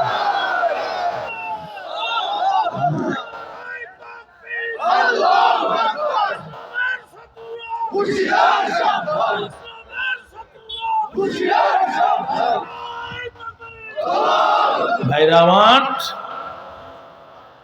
309 বছর পার হয়ে গেল, দাকিয়ানুস মারা গেল, আরো 2-3 জন প্রেসিডেন্ট মারা গেল। বর্তমান যিনি প্রেসিডেন্ট আসলো তন্দুরুস, তার নাম কি? অত্যন্ত ইমানদার মানুষ, কিন্তু একটা দুর্ঘটনা ঘটে গেল। তদানীন্তন দেশের মধ্যে মুসলমানদের ভিতরে একটা ফিতনা ছড়ায় পড়লো। কি সেই ফিতনা? নাউজুবিল্লাহ, মুসলমানরা মনে করলো মানুষ মারা গেলে আমরা যে লাশ কবরে রেখে আসি, এ লাশ মাটিতে মিশে যায়, কিয়ামতের দিন আল্লাহ কেমনে জাগ্রত করবে। নাউজুবিল্লাহ, লক্ষ লক্ষ মানুষ প্রত্যেক দিন বেঈমান হয়ে যাচ্ছে। তন্দুরুস আল্লাহওয়ালা প্রেসিডেন্ট সিজদায় পড়ে গেল, আল্লাহ এমন দৃশ্য তুমি নিজে দেখায় দাও, আমার এই জাতির লোকদের কি মানে বেইমানি হওয়ার হাত থেকে তুমি বাঁচাও। এক কৃষক ছিল, তার অনেকগুলো দুম্বা গরু ছিল। আল্লাহ তার অন্তর ইলহাম দিয়ে দিল, কৃষক তার লোকজন নিয়ে এই গুহার মুখ ভাঙ্গা শুরু করলো। আসহাবে কাফের যুবকদের 309 বছর পরে এই শব্দে ঘুম আস্তে আস্তে ভাঙ্গা শুরু হয়ে গেল। আল্লাহ রাব্বুল আলামিন বলেন, ওয়াকাযালিকা বা'আসনাহুম লিয়াতাসাআলু বাইনাহুম ক্বালা কাইলুম মিনহুম কাম লাবিসতুম ক্বালু লাবিসনা ইয়াওমান আও বা'দা ইয়াওমিন ক্বালু রাব্বুকুম আ'লামু বিমা লাবিসতুম। জোরে কান্না, আল্লাহু আকবার। ওয়াকাযালিকা বা'আসনাহুম, আমি ঠিক এভাবেই তাদেরকে জাগ্রত করলাম। কেন? লিয়াতাসাআলু বাইনাহুম, একজন আরেকজনকে জিজ্ঞাসা করার জন্য। ক্বালা কাইলুম মিনহুম, তাদের মধ্যে একজন বলল, কাম লাবিসতুম, কতক্ষণ ঘুমিয়েছো? ঘুম থেকে উঠে দেখে হাতের নখ এক একটা 5 হাত লম্বা, গোপ লম্বা হয়ে দাড়ি পার হয়ে গেছে। দাড়ি এবার কোথায় গেছে আপনার হিসাব করে দেখেন। চুল লম্বা, মোষ লম্বা, একজন আরেকজনকে চেনা যায় না। বলতেছে, কাম লাবিসতুম, এই তোমরা কতক্ষণ ঘুমিয়েছো? বলছে, লাবিসনা ইয়াওমান, একদিন ঘুমিয়েছি, আও বা'দা ইয়াওমিন, অথবা একদিনের অর্ধেক ঘুমিয়েছি। সুবহানাল্লাহ বললেন না? কিন্তু ঘুমায়েছে কত বছর? 300। বলছে, একদিন ঘুমালে কি নখ এত লম্বা হয়? বলছে, কথা বাড়ায়ও না, কথা বাড়ায়ও না। রব্বুকুম আ'লামু বিমা লাবিসতুম, আমরা কতক্ষণ ঘুমিয়েছি তোমাদের রব ভালো জানে। সুবহানাল্লাহ। খুব ক্ষুধা, পকেটে হাত দাও, 2 টাকা করে দাও, আর একজনকে পাঠায় দাও উপর থেকে ভালো খাবার, টাটকা খাবার নিয়ে আসতে। গতকাল থেকে আজ পর্যন্ত কিছু খায়নি। কবে থেকে খায় না? অথচ বলতেছে কি গতকাল থেকে। ঘুমের মধ্যে যে আল্লাহ তাআলা রিজিক দিতে পারে, ওই আল্লাহ আমাদের পেঁয়াজ আর রসুন দিতে পারে না? এই পেঁয়াজ আর রসুনের জন্য কোনো ভারতের তাবেদারকে দেশে আর মাথা উঁচু করতে দেওয়া হবে না। খেয়াল করেন, যাকে পাঠালো তাফসিরে তার নাম এসেছে তমালিকা। ফাবাসু আহাদাকুম, একজনকে পাঠালো। তমালিকা গুহা থেকে উপরে উঠে দেখে মেট্রো রেল যাচ্ছে আর আসতেছে। আর একটু সামনে যে দেখে পদ্মা সেতু, আর একটু সামনে যে দেখে বিমানবন্দরের 3 নম্বর টার্মিনাল, আর একটু সামনে যে দেখে ওভারব্রিজ, আর একটু সামনে যে দেখে টানেল। তার মানে দেশ তো অনেক আগায় গেছে। তুমি কি ফেসবুক চালাও না সামনে বসে? কি করো কি? এই মোবাইলের দেশটা শেষ করলো। হাসিনা এই একটা আকাম করে গেছে, 14 কোটি মানুষের হাতে 28 কোটি মোবাইল দিয়ে গেছে। এটা বাদ দাও, এটা আমার দিকে তাকাও ভাই। এই মোবাইল আমাদের জীবনে সব নষ্ট করে দিয়েছে। রমজান মাস কাবা শরীফের ভিতরে আমি গত বছর না তার আগের বছর একবারে হাজরি ওস্তাদের সামনে ইফতারির আর 1 মিনিট বাকি, জাস্ট 1 মিনিট, সবাই বসে পড়েছে। এক বাঙালি সম্ভবত লন্ডনে থাকে, ওই সময় মোবাইল নিয়ে হাজরত ওস্তাদের সামনে লাইভ করা শুরু হয়েছে। মানে আমার এমন মনে হলো যে আল্লাহ যদি আমার ক্ষমতা দিত। মানে কাবা শরীফের এরিয়াতে কাউকে কিছু বলা হারাম, কাউকে কিছু বলতে পারবেন না আপনি। ইভেন সকল নবীদের জন্য অন্য কারোর গায়ে হাত দেওয়া, হত্যা করা হারাম ছিল, শুধুমাত্র আল্লাহ রসুলের জন্য জায়েজ ছিল। এমন রাগ উঠলো যে মোবাইল আমাদের ইবাদতের যে একটা আধ্যাত্মিকতা ধ্বংস করে দিয়েছে, সব ধ্বংস করে দিয়েছে। আরে মানুষ ঈদের মাঠে যাবি, তুই কান্নাকাটি করবি। হযরত ওমর ঈদের মাঠে যেয়ে কাঁদছে আর বলছে, আজ আমি পরিত্যক্ত নাকি ক্ষমাপ্রাপ্ত, এই চিন্তা করে কান্না করছে। আর আমাদের এরা ঈদের মাঠে যেয়ে সেলফি তোলে। অবাক হয়েছে। আগে দেখা হলে মানুষ অপেক্ষা করতো, হুজুর একটু দোয়া করবেন। এখন রাস্তায় দেখা গেছে হুজুর একটা সেলফি তুলে। কি পরিবর্তন হয়ে গেছে সমাজে। মোবাইল টিল রাখেন, আমার দিকে তাকান, কষ্ট হচ্ছে? তাহলে আমি শেষ করি। তমালিকা দুপুরবেলা সব দোকান বন্ধ। এক দোকানে যে এলো, হাতের নখ লম্বা, চুল লম্বা, দাড়ি লম্বা, 309 বছর আগের টাকা নিয়ে বলছে, মামা 10টা রুটি দেন তো। লোকটা তাকিয়ে দেখে হাতে 309 বছর আগের টাকা, আর নখ ঝাড়ে লম্বা, চুল লম্বা, এ তো জিনের বাচ্চা। এমন ভয় পাইছে বেচারা, একেবারে নেংটি মারা দৌড়। আমাদের এলাকায় বলে খেচ্ছি দৌড়ি, আপনারা কি বলেন? নেংটি মারা দৌড়, তাই না? আমার মনে আছে আপনাদের এলাকার শব্দটা। দৌড় দিছে। ও চিন্তা করলো কি ব্যাপার, আমার দিকে দৌড়ায় কে? পরের দোকানে যেয়ে বলছে মামা ও তো দৌড়ালো, দেখো তো তুমি 10টা রুটি দাও। বলছে আসতে বলে ও দৌড়। 3 নাম্বার দোকানে যখন গেছে, 3 নাম্বার দোকানদার আলা বেরিয়ে হাতটা ধরে বলছে মামা 309 বছর আগের স্বর্ণের খনি কই পাইছো? আমারে 50% ভাগ দাও, ওই যে পুলিশ ডিউটি করে ডেকে কিন্তু তোমাকে ধরাই দেব। 2 জন পুলিশ অফিসার ওখানে ডিউটি করতেছিল, একজনের নাম আরিউস, আরেকজনের নাম তান্তিউস। তাফসিরে এসেছে। কথা কাটাকাটির মুহূর্তে পুলিশ অফিসার এসে তমালিকাকে গ্রেপ্তার করলো। যখন তমালিকা চিন্তা করলো তখন আমি তো দাকিয়ানুসের পুলিশ অফিসারের কাছে গ্রেপ্তার হয়ে গেছি, একটু পরে আমার ফাঁসি হয়ে যাবে, পৃথিবীর জমিন আমি ত্যাগ করব, আমার রবের সাথে আমার দেখা হবে। এই চিন্তা করে কালেমায়ে শাহাদাত পড়ে আর চোখের পানি ফেলে ফেলে কাঁদে। পুলিশ অফিসার বলে তমালিকা তুমি কান্দো কেন? কয় তোমার প্রেসিডেন্ট আমাকে ফাঁসি দেবে। কয় মিথ্যা কথা, তোমার মুখে যে কালেমা দেখতেছি আমি একই কালেমা শুনতেছি, আমার প্রেসিডেন্ট একই কালেমা পড়ে। জোরে কোন আল্লাহু আকবার। রে তমালিকা তুমি কান্দো কেন? তমালিকা আমি শহীদ হয়ে যাব। একটু পরে আমি ভয়ে কাঁদি না, দাকিয়ানুসকে ভয় পাই না, কিন্তু আমি একটা জিনিসের ভয় পাই, একটু পরে আমি শহীদ হয়ে যাওয়ার পরে আমি আনন্দে কাঁদতেছি, কারণ আমার আল্লাহর সাথে আমার দেখা হবে। ওমান খাফা মাকামা রাব্বিহি জান্নাতান। সূরাতুর রহমানের মধ্যে আমার আল্লাহ বলেন, সূরা আর রহমানের মধ্যে আমার আল্লাহ বলেন, যারা আল্লাহর ভয় করে কিয়ামতের দিন আল্লাহর সাথে আমার দেখা হবে। আমি কি জবাব দিব? এই ভয় যারা করে আল্লাহ কয় আমি তাদেরকে 2টা জান্নাত দিব। তাদেরকে আল্লাহ কয়টা জান্নাত দিবে? ওমান খাফা মাকামা রাব্বিহি জান্নাতান। আমি আল্লাহ তাদেরকে 2টা জান্নাত দিব। কোন মানুষ কোন অপরাধ করার সময় যদি চিন্তা করে আল্লাহ এই অপরাধটা যদি করি কিয়ামতের দিন আমাকে তো আল্লাহর সামনে যেতে হবে, আমি কি জবাব দিব? এই ভয় করে যারা বিরত থাকবে আল্লাহকে আমি নিজে ওদেরকে 2টো জান্নাত দান করব। তমালিকা বলে বন্ধু দাকিয়ানুসের ভয়ে কাঁদি না, আমার আল্লাহর সাথে দেখা হবে এই আনন্দ আমি কাঁদি। আল্লাহু আকবার বলেন। বন্ধু পুলিশ অফিসার বড় চালাক মানুষ, বুঝতে পেরেছে তমালিকা সত্য কথা বলা কোথায় পেয়েছো। তমালিকা বলে পুলিশ অফিসার জীবনে মিথ্যা কথা বলি নাই, আমরা দাকিয়ানুসের ভয়ে 7 জন যুবক গতকালকে গুহার মধ্যে গিয়েছি, আমাদের সাথে একটা কুকুরও ছিল। আমরা গুহার মধ্যে ঘুম পড়েছি, ঘুম থেকে উঠে দেখি হাতের নখ লম্বা, চুল লম্বা, দাড়ি লম্বা।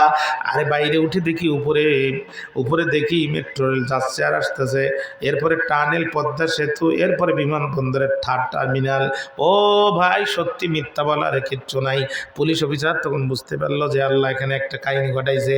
সঙ্গে সঙ্গে পুলিশ অফিসার গোয়েন্দা বিভাগকে জানালো, গোয়েন্দা বিভাগ সরকার প্রধানকে জানালো।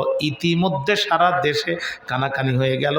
309 বছরের একজন যুবক গুহা থেকে উঠে আসছে, গোটার দেশের লক্ষ লক্ষ লোক গুহার দিকে রওনা দিল। গুহার মধ্যে 6 জন ছিল যারা বড় ভয় পেয়ে গেল। তারা গুহার মুখে এসে চিন্তা করলো ওই তমালিকা কি ডিবি হারুনের কাছে ধরা পড়লো। এই চিন্তা করে ওরা আতঙ্কে গুহার কাছে চলে গেল। ভাইরা আমার, রাষ্ট্রনায়ক সহ দেশের লক্ষ মানুষ গুহার কাছে যখন গেল, ওখানে একটা সিন্দুক পাওয়া গেল। সিন্দুকটা খুললো যখন একটা লোহার সিসার প্লেট পেল, তখন সিসার প্লেটে 7 জনের নাম পেল। রাষ্ট্রপ্রধান 7 জনের নাম একটা একটা করে পড়ে, আর গুহার ভিতরে যুবকরা জি জি বলে উত্তর দেয়। গোটা দেশের মানুষ সিজদায় পড়ে গেল। রব্বুল আলামিন 309 বছর ঘুম পড়ে রাখার পরে তুমি যদি তাদেরকে গুহা থেকে তুলতে পারো, আল্লাহ স্বীকার করে নিলাম, তওবা করলাম, কিয়ামতের দিন তুমি যে আমাদেরকে জাগ্রত করতে পারবে এ ব্যাপারে কোনো সন্দেহ নাই। চিৎকার দিয়ে একবার বলা যাবে কি আল্লাহু আকবার। এইবার যুবকেরা গুহার ভিতরে ঢুকে গেল।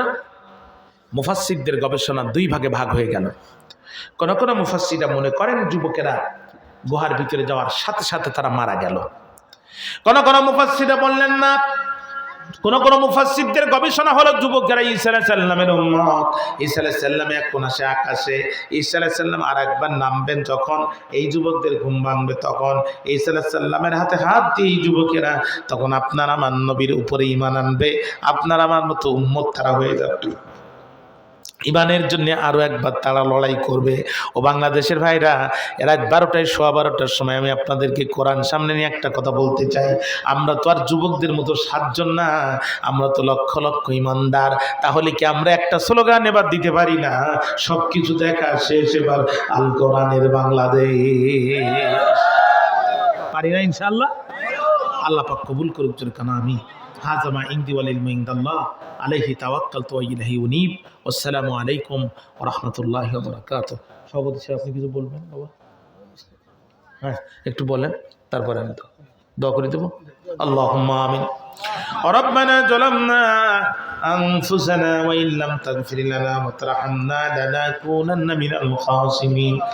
ربنا لا تزغ قلوبنا بعد إذ هديتنا وهب لنا من لدنك رحمة إنك أنت الوهاب. رب ارحمهما كما ربياني صغيرا.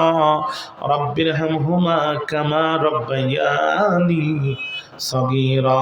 গোনারিশা গরে মাওলা ডুবিয়া রইলাম তোমার দোয়ার পানে চাহিয়া। তুমি যদি মাফ না করো বান্দারে, বলো তোমার বান্দা যাবে কারদারে। সকলেরই দোয়ার থেকে আল্লাহ ফিরিয়া রইলাম তোমার দোয়ার পানে চাহিয়া। দাদা দাদি নানা নানি চারজনে, আব্বা আম্মা বিবি বাচ্চা সন্তানে, যত মুমিন মুসলমান ইমানদার মাফ করে দাও ওগো আল্লাহ পরোয়ার। আল্লাহ গভীর রাত উত্তর কেতকি বাড়ি নামাজি পড়া যুব সমাজের উদ্যোগে, প্রবাসীদের উদ্যোগে 2 দিন ব্যাপী এই মাহফিলের সমাপনী দিনে ভিক্ষুকের মতো তোমার দরবারে হাত তুললাম। রাত যত গভীর হয়ে যায়, পৃথিবীর সব অফিস আদালত গুলো বন্ধ হয়ে যায়, কিন্তু তোমার আসমানের অফিসের আদালতে কখনো তালা লাগে না। আল্লাহ গভীর রাতে আমাদের ফরিয়াদ ফিরায় দিও না। মেহেরবানি করে আমাদের তামাম জীবনের গুনাহগুলো মাফ করে দাও। আল্লাহ আমরা যারা হাত তুলেছি, আমাদের অনেকের বাবা নাই, অনেকের মা নাই, পিতামাতা যারা মাটির গহীন কবরে, প্রত্যেকের পিতামাতার কবরকে জান্নাতুল ফেরদাউস বানায় দাও। রব্বির হামহুমা কামা রব্বায়ানি সগীরা। আল্লাহ আমাদের পিতামাতার অসুস্থ শিফায়ে কামেলা আজলা দান করে দাও। হাসপাতালের বেডে যারা কাতরা গো, তাদের প্রত্যেককে তুমি সুস্থ করে দাও। আল্লাহ এলাকাবাসীর উপরে খাস রহমত নাজিল করে দাও। এলাকার কবরগুলোতে জান্নাতের বাগান বানায় দাও। এলাকার মা বোনদেরকে আয়েশা ফাতেমার মতো কবর করে নাও। রব্বে কারীম মাহমুদুল হাসান সহ আমার যে কলিজার টুকরা যুবকেরা এই মাহফিলের আয়োজন করেছে, আল্লাহ তুমি তাদেরকে জান্নাতি যুবক হিসেবে কবুল করে নাও। খালিদ বিন ওয়ালিদের মতো কবুল করে নাও। এলাকার বাবাজিরা তাদেরকে যারা সহযোগিতা করেছে, আল্লাহ তাদেরকে কবুল করো। এলাকার ফসলটি বৃদ্ধি করে দাও গো রব্বুল আলামিন। চাকরি বাকরি যারা করে তাদেরকে সুস্থ রেখে দাও। বিদেশে যারা আছে মায়ের বাচ্চা নিরাপদে মায়ের কাছে আসার তৌফিক দিয়ে দাও। আয় রুজিতে বরকত দাও। আল্লাহ মাহফিলটা কিয়ামত পর্যন্ত কবুল করে নাও। গতকাল এবং আজকে আমরা যারা আলোচনা করলাম, আমাদের প্রত্যেকে কবুল করো। জানি না কোন দিন কখন কোথায় কিভাবে মারা যাব, মরতে যখন হবে শাহাদাতের মৃত্যু নসিব করে দিও। আর জবানে জারি করে দিও মধুর কালেমা লা ইলাহা ইল্লাল্লাহু মুহাম্মাদুর রাসূলুল্লাহ সাল্লাল্লাহু আলাইহি ওয়াসাল্লাম। আসসালামু আলাইকুম ওয়া রাহমাতুল্লাহি ওয়া বারাকাতুহু।